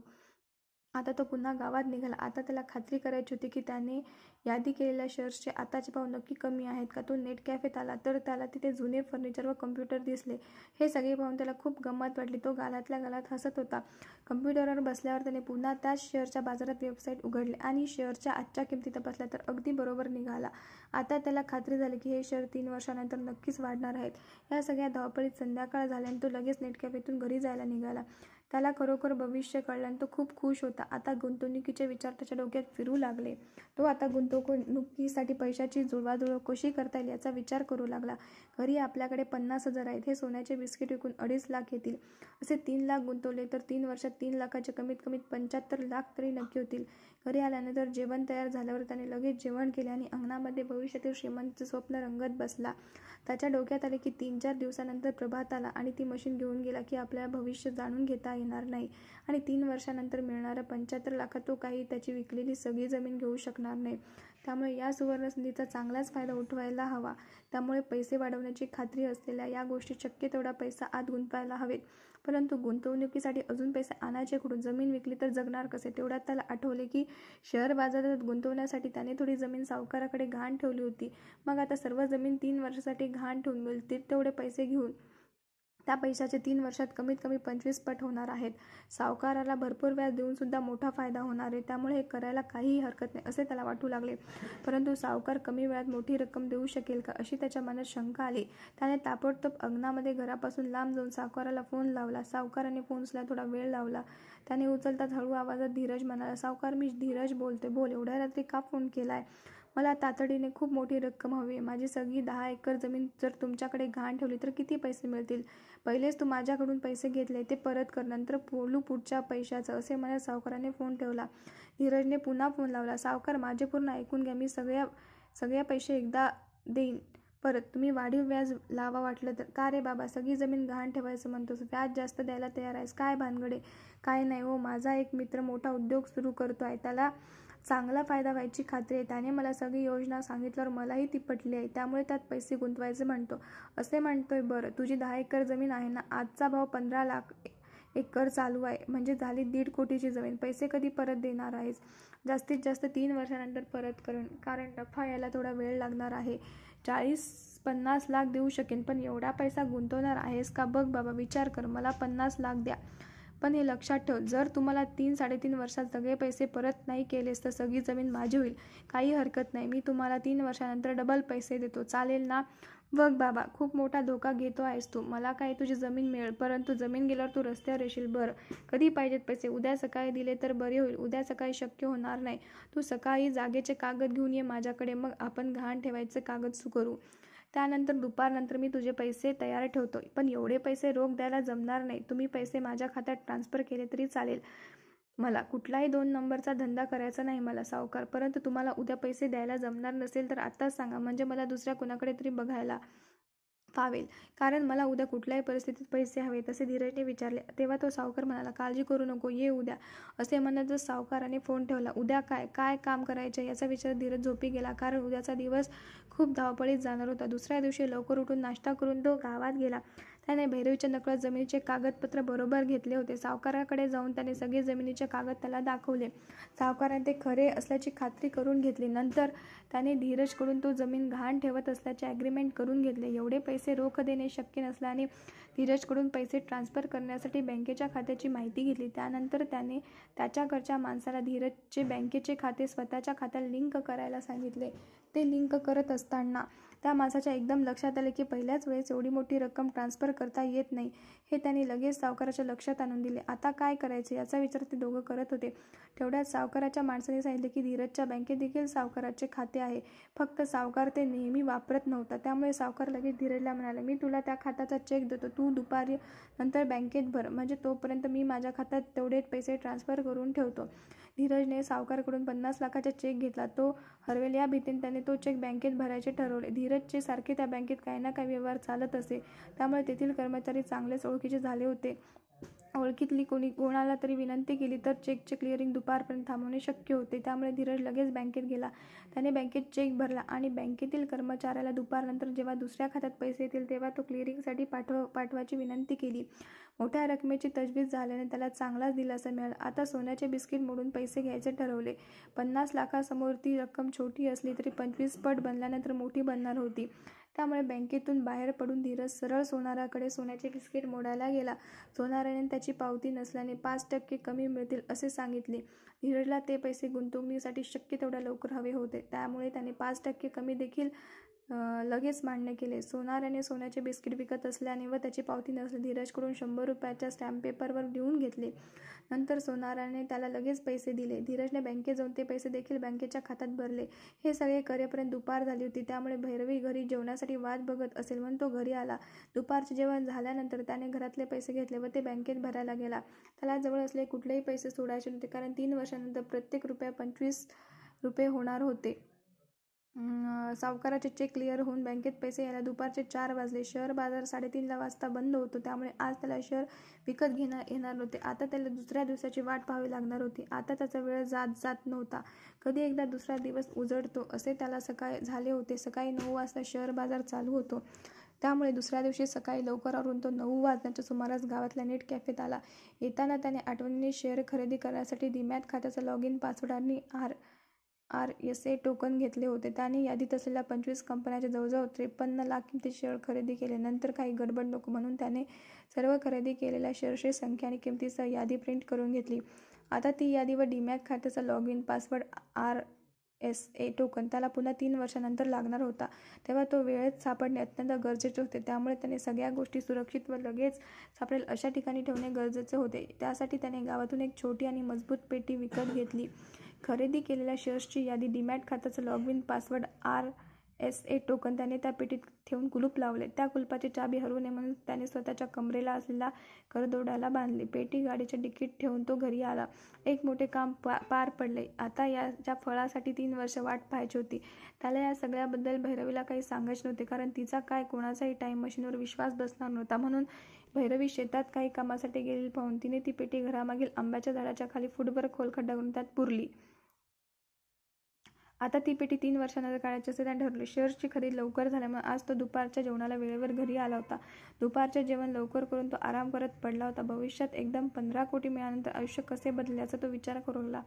आपण गेलेली जमीन विकत घेतली असेल, चांगला मोठा बंगला बांधला असेल, आपल्याकडे किमती 4 चाकी गाड्या असतील, सगळे चांगले झाल्यामुळे आपल्याला मुलं झालेली असतील, अशा प्रकारे भविष्यातल्या श्रीमंतीची व सुखी जीवनाची स्वप्न रंगवत तो पडला होता. या सर्व सुखानंतर आनंदी झाल्या भैरवीच्या चेहऱ्यात त्याला सारखा डोळ्यासमोर दिसत होता. तो पाहून तो स्वतःशीच हसत होता. आता त्याला त्याच्या भविष्यातील बंगला, गाडी, मुलं पाहायची इच्छा निर्माण झाली. प्रभातला बाहेर जाऊन आज 3रा दिवस चालू होता, त्यामुळे आज किंवा उद्या प्रभात येऊन ती मशीन घेऊन जाईल. त्यानंतर आपल्याला भविष्यात जाता येणार नाही, त्यामुळे आताच भविष्यात जाऊन सगळे पाहावे असे त्याला वाटले. या विचाराने तो पटकन उठला आणि गाडी घेऊन निघाला. झाडीजवळ कोणाला दिसणार नाही अशा पद्धतीने गाडी लावून तो टाईम मशीनजवळ गेला. त्यावेळेस दुपारचे 3:30-4 वाजले होते. ताबडतोब मोठ्या बुंड्याच्या झाडाजवळ येऊन त्याने हातवरे करून मशीन प्रकट केली आणि त्यात जाऊन बसला. आता तो हे सगळे एखादा सुराईतसारखे करत होता. 3 वर्षांनंतर भरपूर पैसे मिळाल्यानंतर आपल्याला मूलबाळ झालेले असेल, तेव्हा आपण 10 वर्षांनंतर जीवन पाहूया. म्हणजे आपल्याला आपली मुलं देखील दिसतील आणि आपली श्रीमंती दिसेल. या विचाराने त्याने 10 वर्ष पुढील साल टाईम मशीनमध्ये टाकले. गो असे बटन दाबतात 10 वर्ष पुढे भविष्यात तो आला. बाहेर येऊन पाहतो तर त्या जाड बुंध्याच्या झाडाजवळ डोंगरावर जाण्यासाठी सिमेंटच्या पायऱ्या तयार केलेल्या दिसत होत्या. तो त्याच पायऱ्यांनी खाली उतरून रस्त्यावर आला तर तिथे गाडी नव्हती. रस्ता चांगलाच रुंद आणि मोठा तसेच सिमेंटचा झाला होता. दूरवर दिसणारी सर्व घरे आता पक्की झालेली दिसत होती. काही शेतात तर मोठे बंगले बांधलेले दिसत होते. 10 वर्षांनंतर झालेली प्रगती त्याला दिसत होती. तो चालत त्याच्या शेताकडे निघाला. आज त्याला परत वर्तमानात जायची घाई नव्हती, त्यामुळे जाताना तो वाटेत लागणार प्रत्येक बंगला नीट पाहत चालला होता. कोणी ओळखीचा दिसतो आहे का ते पाहत चाललो. तेवढ्यात त्याला एका बंगल्याच्या बाहेर एक ओळखीची आकृती दिसली. जवळ जाऊन पाहतो तर ती भैरवी होती. नीट पाहिल्यावर त्याला जाणवले की ती जुनाट कपड्यामध्ये दुसऱ्याच्या घरामध्ये धुणी भांडी करत होती. हे पाहून त्याला धक्काच बसला. असे कसे झाले? त्याला काय करावे ते कळेना. अशा विचित्र भविष्याला पाहून तो चक्रावून गेला. त्याला काही सुचेना. तो धावतच टाईम मशीन जवळ आला आणि पटकन वर्तमानात परत आला. आता मात्र त्याचा आनंद पुरता मावळला होता. पुन्हा आपण बुडालो आणि सगळे गमावून बसलो की काय, या विचाराने तो खूप घाबरून गेला. तो शांतपणे घरात येऊन बसून राहिला. आता त्याला जेवणही गोड लागेना. थोडेफार खाऊन तो अंथरुणावर पडून राहिला. भैरवीच्याही लक्षात आले की धीरज खूप उदास आहे. तिने त्याला खोदून विचारण्याचा प्रयत्न केला, पण त्याने तिला उडवाउडवीची उत्तर दिली. का कुणास ठाऊक कशामुळे. धीरज ताडकन उठला आणि तासभरात बाहेर जाऊन येतो असे सांगून तो गाडी घेऊन निघाला. त्यावेळेस रात्रीचे 9 वाजले होते. त्यामुळे भैरवीने त्याला उद्या सकाळी जावा असे सांगण्याचा प्रयत्न केला, परंतु तो काही ऐकण्याच्या मनस्थितीत नव्हता. एवढे सगळे करूनही आपण गरिबीत जगणार आहोत व सगळे शेत घालून बसणार आहोत या सत्याने तो खूप घाबरला होता. त्याने गाडी काढली. तो टाईम मशीनच्या दिशेने निघाला. आता त्याला समजून घ्यायचे होते की नक्की काय झाले. गाडी रस्त्याच्या कडेला लावून धीरज झाडीत निघाला. उद्या कदाचित मशीन असेल की नसेल काही खात्री नव्हती. 3रा दिवस संपला होता. प्रभात कोणत्याही क्षणी येऊन टाईम मशीन घेऊन जाऊ शकतो, त्यामुळे त्यापूर्वी काय झाले हे पाहणे गरजेचे होते. 3 वर्षांनंतर आपण विकत घेतलेल्या शेअरचे भाव वाढणारे नक्की होते. शेअर विक्रीसाठी लागणारे लॉगिन, पासवर्ड, टोकन देखील सुरक्षित ठेवले. त्यामुळे नक्की काय झाले हे समजून घ्यायला हवे या विचारात तो मशीनजवळ पोहोचला. टाईम मशीन प्रकट करून दार उघडून धीरज त्यात बसला. टाईम मशीनच्या बोर्डवर त्याने 5 वर्षानंतरचे वर्ष टाकले. त्याला काळात जाण्यासाठी त्याने बटन दाबले. आतापर्यंत तो 2 वेळा भविष्यात जाऊन आला होता, परंतु त्याच्या हे लक्षात आले नव्हते की तो येथून दिवसाच्या ज्या वेळेस भविष्यात जाण्यासाठी निघत होता त्याच वेळेस भविष्यातील दिवसात पोहोचत होता. आज त्याने रात्रीच्या 9:30 वाजता जाण्यासाठी बटन दाबले, त्यामुळे तो 5 वर्ष रात्रीच्या 9:30 वाजता तिथे पोहोचला. आजूबाजूला झाडीमध्ये किर्र अंधार होता. आता त्याला नक्की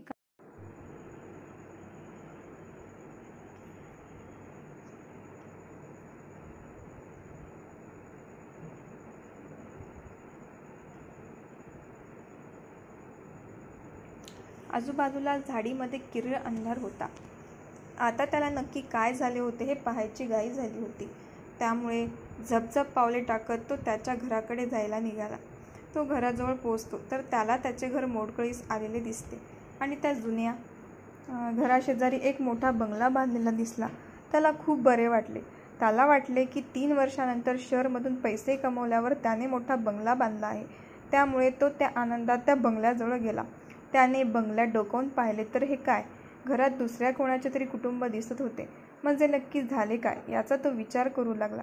मला सर्व नुकसान होऊन ही जागा सोडून जावे लागेल की खूप फायदा झाल्यामुळे दुसरीकडे राहायला गेलो. त्याला काही सुचेना. आपण ठेवलेल्या ठिकाणी पेटी आहे की नाही ते तरी पाहूया असा विचार त्याच्या मनात आला. म्हणजे कळले की नक्की काय झाले होते, परंतु जमीन खोदण्यासाठी टिकाव किंवा फावडे लागणार होते. मोडकळीस आलेल्या घरात काही मिळते का हे पाहण्यासाठी तो त्या घरात शिरला. धीरज तिथे खोदण्यासाठी काही मिळते का हे शोधायला लागला. तो हे पूर्णपणे विसरला होता की तो भविष्यात आला आहे. त्यामुळे ते शोधण्याच्या नादात अंधारात आवाज होत होता. त्याच्या हाताला 2-3 खांदायला उपयोगी होतील अशा वस्तू लागल्या. धीरज हे घरात शोधत असताना काही आवाज होत होता.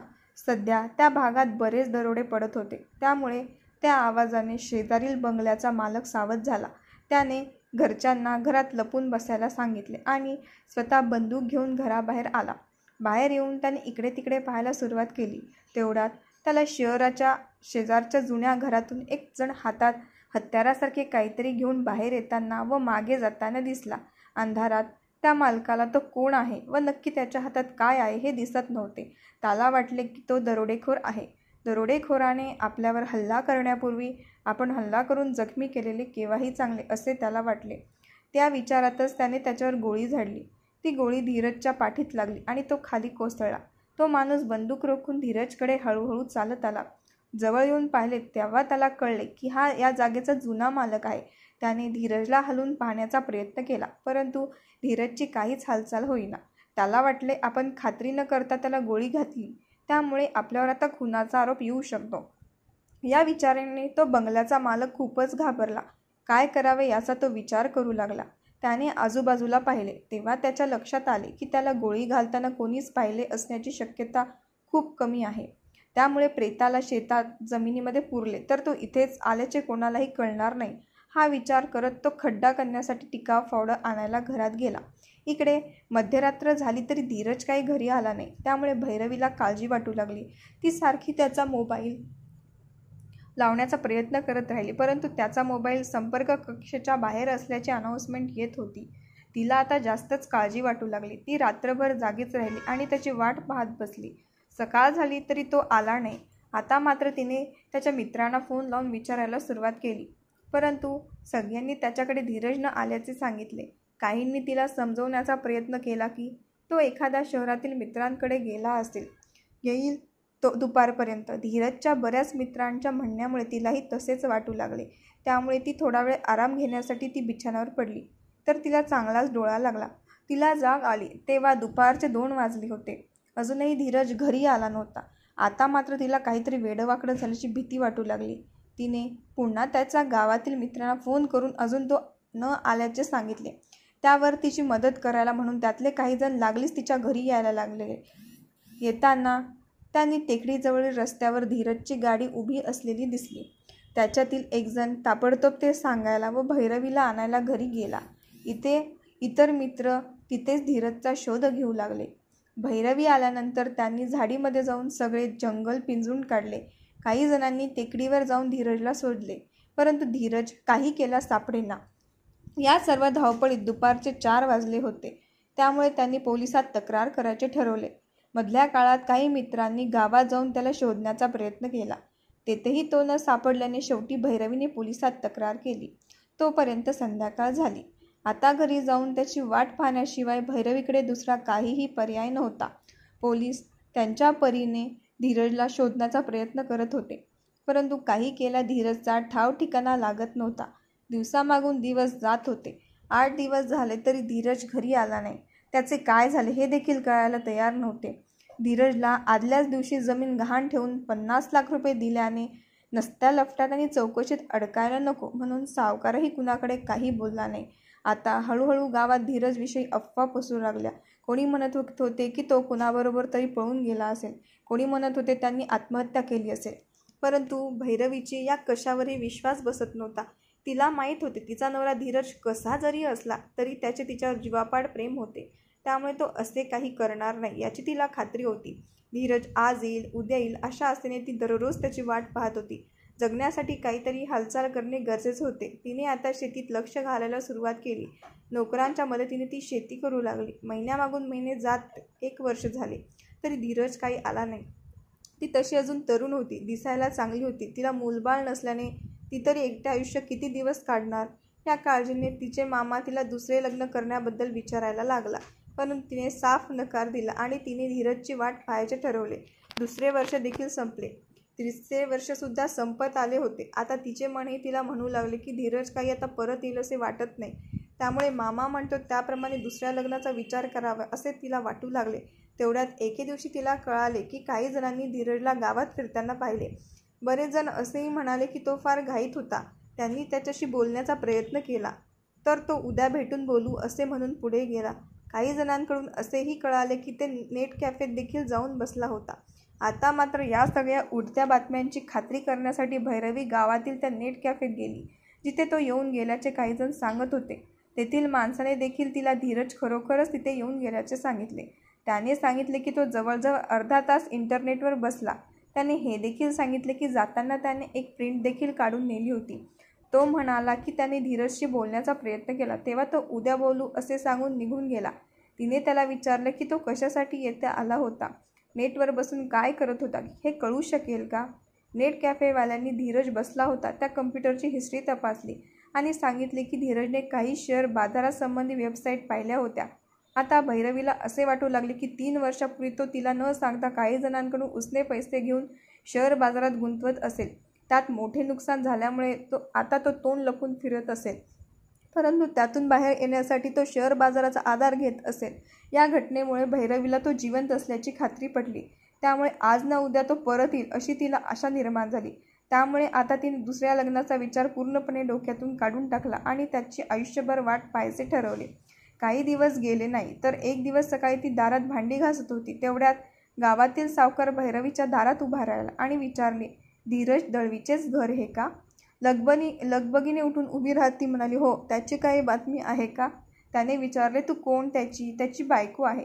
तुझ्या नवऱ्याने माझ्याकडून 50 लाख रुपये घेतले आहेत. ते आणि त्याचे व्याज मिळून 1 कोटी रुपये झाले. ते घ्यायला आलो आहे. भैरवीला हे काय चालले आहे काही कळेना. तिने विचारले, कसले 50 लाख रुपये, कधी घेतले. तिच्या चेहऱ्यावरील भाव पाहून सावकाराला लक्षात आले की धीरजच्या बायकोला काही माहीत नाही. तेव्हा सावकाराने तिला सांगितले, 3 वर्षापूर्वी तुमची सर्व शेती गहाण ठेवून धीरजने माझ्याकडून कुठल्या तरी मित्राकडे गुंतवणूक करण्यासाठी 50 लाख रुपये घेतले होते. आता तिला असे वाटू लागले की ते 50 लाख रुपये घेऊन त्याने कुठेतरी गुंतवले असतील. त्या गुंतवणुकीत ते सर्व पैसे बुडाल्यामुळे तो गायब झाला असेल. तरीही खात्री करण्यासाठी तिने सावकाराला विचारले, काही पुरावा आहे का तुमच्याकडे. सावकाराने धीरजचे सही केलेले कागदपत्र तिला दाखवले. ते पाहिल्याने तिला आता धीरजने सावकाराकडून 50 लाख रुपये घेतले असल्याची खात्री पटली. त्या कागदात 3 वर्षात पैसे परत देतो असेही म्हटले होते. त्यामुळे आता तिला सावकाराला पैसे देण्याशिवाय गत्यंतर नव्हते. परंतु ती एवढे पैसे आणणार कुठून, कोणाकडून उसने घेऊन फेडण्या एवढी तिची रक्कम नव्हती. त्यामुळे ती सावकाराला सांगितले, सावकार, आता माझ्या नवऱ्याने जागा गहाण ठेवून एवढे पैसे घेतलेच आहे, तर आता तुम्ही ही जागा विकून घ्या. तुमचे पैसे आणि वरचे पैसे मला द्या. सावकार पक्का व्यवहारी होता. त्याने तिच्या हतबलतेचा फायदा करून घ्यायचे ठरवले. तो म्हणाला, एवढ्या मोठ्या जागेला लवकर गिराईक मिळणे अवघड आहे. तू मला माझे पैसे दे आणि बघ तू तुझी जमीन कशी विकायची ते.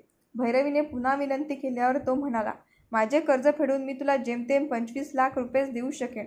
उद्या म्हणू नको की मी तुला लुटले. मंजूर असेल तर उद्या ये माझ्याकडे. आपण जागेचे कागद करू आणि पटत नसेल तर माझे 1 कोटी रुपये उद्या सकाळपर्यंत आणून दे. असे म्हणून सावकार निघून गेला. जवळ असलेल्या शेतीवर किमान ती जगत तरी होती. आता तीही हातून जाणार होती. त्यामुळे तिला आत्महत्या करावी असे वाटू लागले. परंतु काही दिवसापूर्वी त्याला गावातल्या लोकांनी जिवंत पाहिले. त्यामुळे धीरज कधीतरी परत येईल याची आशा निर्माण झाली होती. त्यामुळे तिने जमेल त्या अवस्थेत जगायचे ठरवले. परंतु 1 दिवसात जागेला गिराईक मिळणे शक्य नव्हते. धीरज गेल्यापासून धीरजच्या मित्रांचे देखील येणे जाणे बंद झाले होते. त्यामुळे तिला एकटीलाच निर्णय घेणे भाग पडले. तिने जागा सावकाराला विकायचे ठरवले. दुसऱ्या दिवशी ती सावकाराकडे गेली आणि शेती विकल्याचे कागदपत्र करून आली. त्याने तिला 25 लाख रुपये दिले. त्या पैशात तिने गावामध्ये एक छोटे घर विकत घेतले आणि उरलेले पैसे भविष्याची तजवीज म्हणून बँकेत ठेवले. आता भैरवी दुसऱ्यांच्या घरी धुनी भांड्याची कामे करून पोट भरू लागली. काही दिवसांनी सावकाराने ती जमीन चांगला नफा मिळवून दुसऱ्या एकाला विकून टाकली. जागेच्या नवीन मालकाने धीरजच्या घराशेजारी एक मोठा बंगला बांधला. भैरवीला सारखे वाटत होते की धीरज परत येईल. आल्यानंतर तो आपल्या शेतातल्या घरी जाईल. त्यामुळे तिने त्या जागेत नवीन मालकाला विनंती केली की त्यांचे जुने घर काही दिवस तरी तसेच ठेवा. शिवाय तिने धीरजचा एक फोटो त्याच्याकडे दिला आणि सांगितले, जर कधी धीरज तिथे परत आला तर त्याला तिच्या गावातला नवा पत्ता द्या. आता ती केवळ धीरजची वाट बघत दिवस काढत होती. इकडे जेव्हा धीरज तिसऱ्यांदा भविष्यात गेलेला असतो, त्याचा 10 मिनिट नंतर प्रभात तिथे येतो. तो मशीन दृश्य करून टाईम मशीनमध्ये प्रवेश करतो तर त्याला तिथे काही मातीने उमटलेले चपलाचे ठसे दिसतात. त्याला शंका येते की त्याच्या गैरहजेरीत टाईम मशीनमध्ये कोणीतरी नक्की आले होते. मातीच्या चपलाचे ठसे त्याच्या काळात तर शक्य नाही, म्हणजे आताच्याच काळातील कोणीतरी आत आलेले असेल. त्याला वाटले कोणीतरी त्याला व धीरजला चोरून पाहिले असेल आणि आत आला असेल. कदाचित स्वतः धीरजही असू शकेल. नक्की कोण होते हे पाहण्यासाठी त्याने टेबलाखालील एका कप्प्यातून लॅपटॉप बाहेर काढला आणि टाईम मशीनला जोडला. टाईम मशीन प्रत्येक वेळेस वेगवेगळ्या काळात जाणाऱ्याचा फोटो काढून सेव्ह करून ठेवत असत. त्याने मागील 3 दिवस टाईम मशीन वापरणाऱ्याचे फोटो पाहिले तर त्याला धीरजचे फोटो दिसले. त्याच्या लक्षात आले की धीरजने आपण मशीन प्रकट व गायब करण्यासाठी वापरलेला हाताचा पॅटर्न नीट लक्षात ठेवून तो वापरला होता. त्याच्या हेही लक्षात आले की त्याने खूप सोपा असा पासवर्ड ठेवला होता. त्यामुळे त्याने लगेच टाईम मशीनचा पासवर्ड बदलायचा ठरवले. त्याने नवीन पासवर्ड हा थोडा अवघड पॅटर्न ठेवला. धीरज नक्की कुठल्या काळात गेला होता हे पाहण्यासाठी त्याने टाईम मशीनचा मागील 4 दिवसाचा सर्व लॉग पाहिला. त्यावरून त्याला कळाले की धीरज 3 वेळा भविष्यात गेला होता. नीट पाहिल्यावर एकदम त्याच्या लक्षात आले की धीरज 2 वेळा जाऊन परत आला होता, परंतु तिसऱ्यांदा गेलेला अजून परतला नाही. तेवढ्यात प्रभातच्या हे लक्षात आले की त्याने आताचा पासवर्ड बदलला आहे. बदललेला नवीन पासवर्ड धीरजला माहिती असणार नाही. त्यामुळे तो परत येण्यासाठी जुनाच पासवर्ड वापरून प्रयत्न करत बसेल. तो न चालल्यामुळे वर्तमानात परत येऊ शकणार नाही. मशीनच्या काही मर्यादामुळे प्रभातला पुन्हा जुना पासवर्ड ठेवता येणार नव्हता. धीरजने त्याला मदत केल्यामुळे त्याला धीरजच्या काळातील चांगली माहिती मिळाली होती. त्यामुळे आपण त्याला मदत करायला हवी असे त्याला वाटले. त्याने धीरज शेवटी गेला होता ती वेळ पाहिली आणि ती वेळ टाईम मशीनमध्ये टाकली आणि धीरज गेला होता त्या काळात गेला. मशीनच्या प्रोसेसिंगला लागणाऱ्या वेळेमुळे प्रभात धीरज गेला त्याच्या 10 मिनिटांनंतर तिथे पोहोचला. प्रभात धावत धीरजला सोडण्यासाठी बाहेर रोडपर्यंत आला. त्याने आजूबाजूला पाहिले तेव्हा त्याला दूरवर एकजण अंधारातून भरभर जाताना दिसला. प्रभातला तो धीरजच असावा असे वाटले, म्हणून प्रभातने त्याचा तो पाठलाग करायचे ठरवले. ती अंधारातील आकृती एका मोठ्या बंगल्याजवळ गेली आणि आत डोकावली. नंतर परत फिरून शेजारील मोडकळीस आलेल्या घरात जाऊन काहीतरी घेऊन बाहेर आली. तोपर्यंत बंगल्यातून एकजण बाहेर आला व त्याने त्या माणसाच्या आकृतीवर गोळी झाडली. तो माणूस गोळी लागून खाली कोसळला. त्यानंतर गोळी झाडणाऱ्या बंगल्यात परत गेला. तोपर्यंत प्रभात त्या पडलेल्या माणसाजवळ पोहोचला होता. त्याने पडलेल्या माणसाचा चेहरा पाहिला तर तो धीरजच होता. धीरज गोळी लागून जखमी होऊन पडला होता. आपल्या टाईम मशीनमुळे धीरज भविष्यात आला आणि या संकटात सापडला. त्यामुळे त्याला वाचवणे आपले काम आहे असे समजून त्याने ताबडतोब धीरजला उचलले आणि टाईम मशीनजवळ आला. त्याने धीरजला शुद्धीवर आणण्याचा खूप प्रयत्न केला, परंतु तो काही शुद्धीवर येईना. त्यामुळे प्रभातने त्याला स्वतःच्या काळात घेऊन जाऊन उपचार करायचे ठरवले. त्यासाठी त्याने धीरजला टाईम मशीनच्या मदतीने त्याच्या काळात नेले. इकडे जेव्हा बंगल्याचा मालक टिकाव फावडे घेऊन बाहेर आला, जिथे धीरज पडला असतो तिथे तो जातो. पाहतो तर धीरजचे प्रेत तिथे नसते. त्याला वाटले कदाचित तो जखमी झाला असेल आणि शुद्ध आल्यानंतर उठून निघून गेला असेल. या सर्व प्रसंगाची जास्त कुठे वाच्यता होऊन एखादे संकट अंगावर येऊ नये म्हणून तो हा प्रसंग कोणालाच सांगत नाही. अगदी स्वतःच्या कुटुंबियांना देखील या घटनेपासून अंधारात ठेवतो. त्यांना सांगतो की दरोडेखोरांना पळवण्यासाठी त्याने हवेत गोळी झाडली होती. बेशुद्ध अवस्थेतील धीरज टाईम मशीनच्या वेगामुळे कोमामध्ये जातो. प्रभात त्याला बरे करण्यासाठी उपचार करायचे ठरवतो. त्यासाठी तो त्याला स्वतःच्या घरात ठेवून उपचार द्यायला लागतो. दवाखान्यात ॲडमिट करणे शक्य नसते, कारण तो त्याच्या काळातील नसल्याने त्याची कुठेही सरकारी नोंद नसते. शिवाय त्यामुळे त्याचे टाईम मशीनची माहिती बाहेर पडण्याची भीती होती. प्रभात धीरजला आपला मित्र आहे असे सांगून ओळखीच्या डॉक्टरांमार्फत त्याचे घरीच उपचार चालू ठेवतो. धीरजची जखम लवकर भरून येते, परंतु तो कोमामधून बाहेर यायला 5 वर्ष लागतात. कोमातून बाहेर आल्यावर धीरज स्वतःला वेगळ्या ठिकाणी पाहतो. आपण कुठे आहोत हे शोधण्यासाठी तो उठून बाहेरच्या खोलीत येतो. तिथे प्रभात बसलेला असतो. धीरजला बरे झालेलं पाहून प्रभातला आनंद होतो. धीरज लगेच विचारतो, आपण कोण आहात आणि मी कुठे आहे? धीरजच्या या प्रश्नाने प्रभातच्या लक्षात येते की धीरज त्याला ओळखत नाही. त्यामुळे प्रभात त्याला त्यांच्या भेटीचे आणि टाईम मशीनबद्दल सगळे सांगतो. त्यानंतर धीरज प्रभातला ओळखू लागतो. धीरज विचारतो, मी इथे कसा काय आलो? त्यावर प्रभात त्याला त्याच्या भविष्यातले जाणे, त्याला गोळी लागणे आणि प्रभातने त्याला उचलून आणणे इत्यादी सगळे सविस्तर सांगतो. धीरजला सर्व प्रसंग आठवायला लागतात. तेवढ्यात त्याच्या डोळ्यासमोर भैरवीचा चेहरा येतो. ती आता काय करत असेल? मला तिने किती आणि कुठे कुठे शोधले असेल या विचाराने त्याला वाईट वाटते. आता त्याला तिची काळजी वाटू लागते. त्या विचाराने कासावीस होत तो प्रभातला विचारतो, मी किती दिवस कोमामध्ये होतो? जवळजवळ 5 वर्ष. किती तारखेला तू मला इथे आणलेस? प्रभात लगेच उठतो. टाईम मशीनजवळ जातो. टाईम मशीन प्रभातच्या घरातील एका खोलीमध्ये ठेवलेली असते. प्रभात टाईम मशीनच्या बाहेरूनच लॅपटॉप जोडतो आणि टाईम मशीनचा लॉक पाहून त्याने धीरजला तिथे आणले आणि ती तारीख सांगतो. प्रभातने त्याला वाचवले आणि त्याच्यावर उपचार केले यासाठी धीरज त्याचे आभार मानतो. प्रभातला तो विनंती करतो, मला आता माझ्या बायकोची काळजी वाटत आहे. मला तिला भेटायचे आहे, त्यामुळे मला लवकर टाईम मशीन चालू करून दे. प्रभात धीरजला म्हणतो, तू आत्ताच कोमातून बाहेर आला आहेस. थोडा आराम कर, काहीतरी खा, नंतर जा. परंतु धीरजला आता सर्व स्पष्ट आठवायला लागले होते. आपण एवढे वर्ष इथे होतो म्हणजे आता सावकाराने जमीन ताब्यात घेतली असेल. भैरवी आता कुठल्या अवस्थेत असेल की नाही या सगळ्या विचाराने त्याला गैरवरून येते. तो प्रभातला हात जोडून विनंती करतो, तू मला वाचवले त्यामुळे मी तुझा खूप आभार आहे. परंतु तिकडे माझी बायको माझी वाट पाहत असेल, त्यामुळे मला जाऊ दे. त्याची ही अवस्था बघून प्रभात त्याला अजून थांबायची इच्छा होत नाही.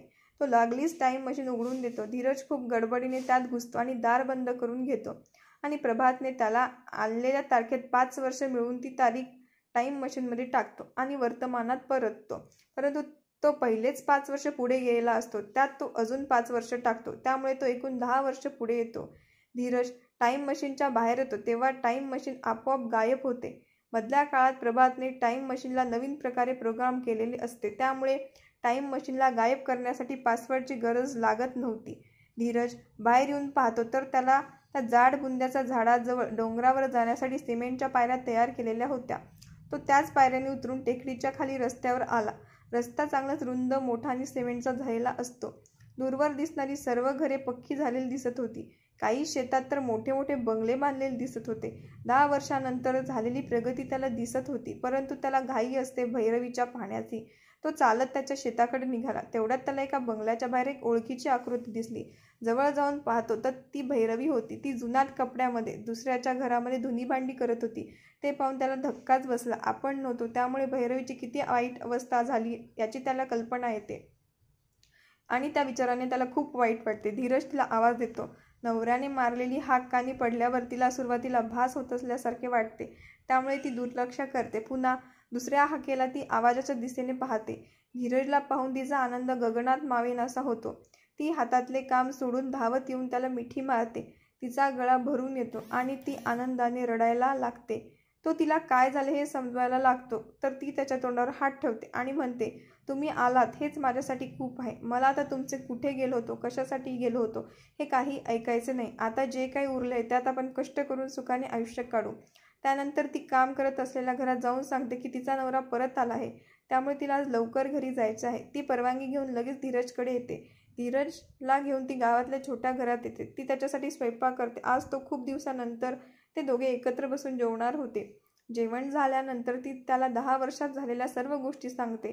त्या ऐकून त्याला रडू कोसळते. या सगळ्याला आपण अधीरपणा कारणीभूत होतो हे त्याच्या लक्षात येतं. त्याला हे लक्षात येतं की झाडाखालच्या पेटीबद्दल आणि त्याने विकत घेतलेल्या शेअरबद्दल तिला काही माहिती नाही. त्यामुळे तो तिला म्हणतो, जर दैवाने साथ दिली तर उद्या आपली गरिबी संपेल. तुम्ही बरोबर असाल तर ही गरिबी देखील मला श्रीमंतीसारखीच आहे. काळजी करू नको. जशी गरिबी तशीच राहिली तरी कष्ट करून सगळे मिळवण्याचा मी प्रयत्न करेन.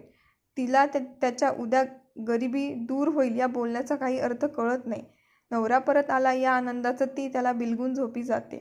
सकाळी उठून सर्व आवरून झाल्यावर तो तिला म्हणतो, मला आपल्या विकलेल्या जागेवर जायचे आहे. तू पण चल माझ्याबरोबर. ते दोघं जण त्यांच्या जुन्या घराजवळ येतात. परंतु तिथे त्यांचे जुने घर नसते. 5 वर्षापूर्वीच्या घटनेनंतर त्या माणसाने ते घर पाडून टाकलेले असते. फक्त नवीन मालकाने बांधलेला बंगला तिथे असतो.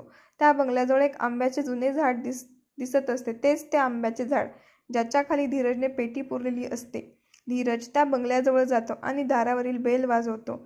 बंगल्याचा मालक दार उघडतो तर समोर धीरजला पाहतो आणि चपापतो. 5 वर्षापूर्वी ज्याने त्याला गोळी मारली तो हाच माणूस हे त्याच्या लगेच लक्षात येते. परंतु त्याला ओळखत नसल्याचा आव आणत तो विचारतो, काय पाहिजे, काय काम आहे? पूर्वी ही जागा आमची होती. धीरज त्याला येण्याची पार्श्वभूमी सांगायला सुरुवात करतो. परंतु धीरजला मध्येच तोडत तो म्हणतो, हो माहिती आहे. माझ्या वडिलांची एक आठवण मी झाडाखाली पुरली आहे. जास्त खोल नाही खणायला लागणार. जर आपण परवानगी दिली तर ती मला काढायची आहे. 5 वर्षापूर्वीच्या प्रकरणाची कुठे वाच्यता होण्यापेक्षा हे बरे म्हणून त्या मालकाने धीरजला खोदायला परवानगी दिली. धीरज त्यांना टिकाव फावडे मागतो. बंगल्याचा मालक त्याला टिकाव फावडे आणून देतो. ते घेऊन धीरज झाडाखाली खोदायला सुरुवात करतो. 1.5-2 फूट खोदल्यावर एक छोटी पेटी लागते. धीरज ती पेटी काढून भैरवीच्या हातात देतो आणि तो पुन्हा तयार झालेला खड्डा बुजवतो. हे सर्व तो मालकही पाहत असतो. एवढ्याशा छोट्या पेटीत असणार तरी काय म्हणून बंगल्याचा मालक त्याकडे दुर्लक्ष करतो. धीरज त्यांना टिकाव फावडे परत आणून त्यांचे आभार मानतो आणि गावातल्या घराकडे जायला जातो. हे सर्व भैरवी शांतपणे पाहत असते. तिला हे काय चालले हे ते कळायला तयार होते. ती हळूच विचारते, हे काय आहे? ही मी 10 वर्षापूर्वी पुरलेली वस्तू आहे. कळेल तुला हळूहळू काय आहे ते. तो ती पेटी उघडतो तर सर्व कागद व टोकन त्यात व्यवस्थित असते. फक्त 10 वर्षानंतर त्या टोकनची बॅटरी गेल्याने ते बंद पडलेले असते. तो तिला घरी सोडून बाहेर जायला निघतो. परंतु ती आता त्याला एकटे सोडायला तयार नसते. तो तिला घेऊन शहरातील डीमॅट खाते काढलेल्या कंपनीच्या कार्यालयात जातो. सर्व गरजेचे सोपस्कार पूर्ण करून नवीन पासवर्ड टोकन घेतो. तिथेच इंटरनेटवर बसून त्याच्या शेअरची किंमत पाहतो. तर 10 वर्षापूर्वी घेतलेल्या त्याच्या शेअरची किंमत आता 50 कोटीच्या पुढे गेलेली असते. हा भाग समाप्त.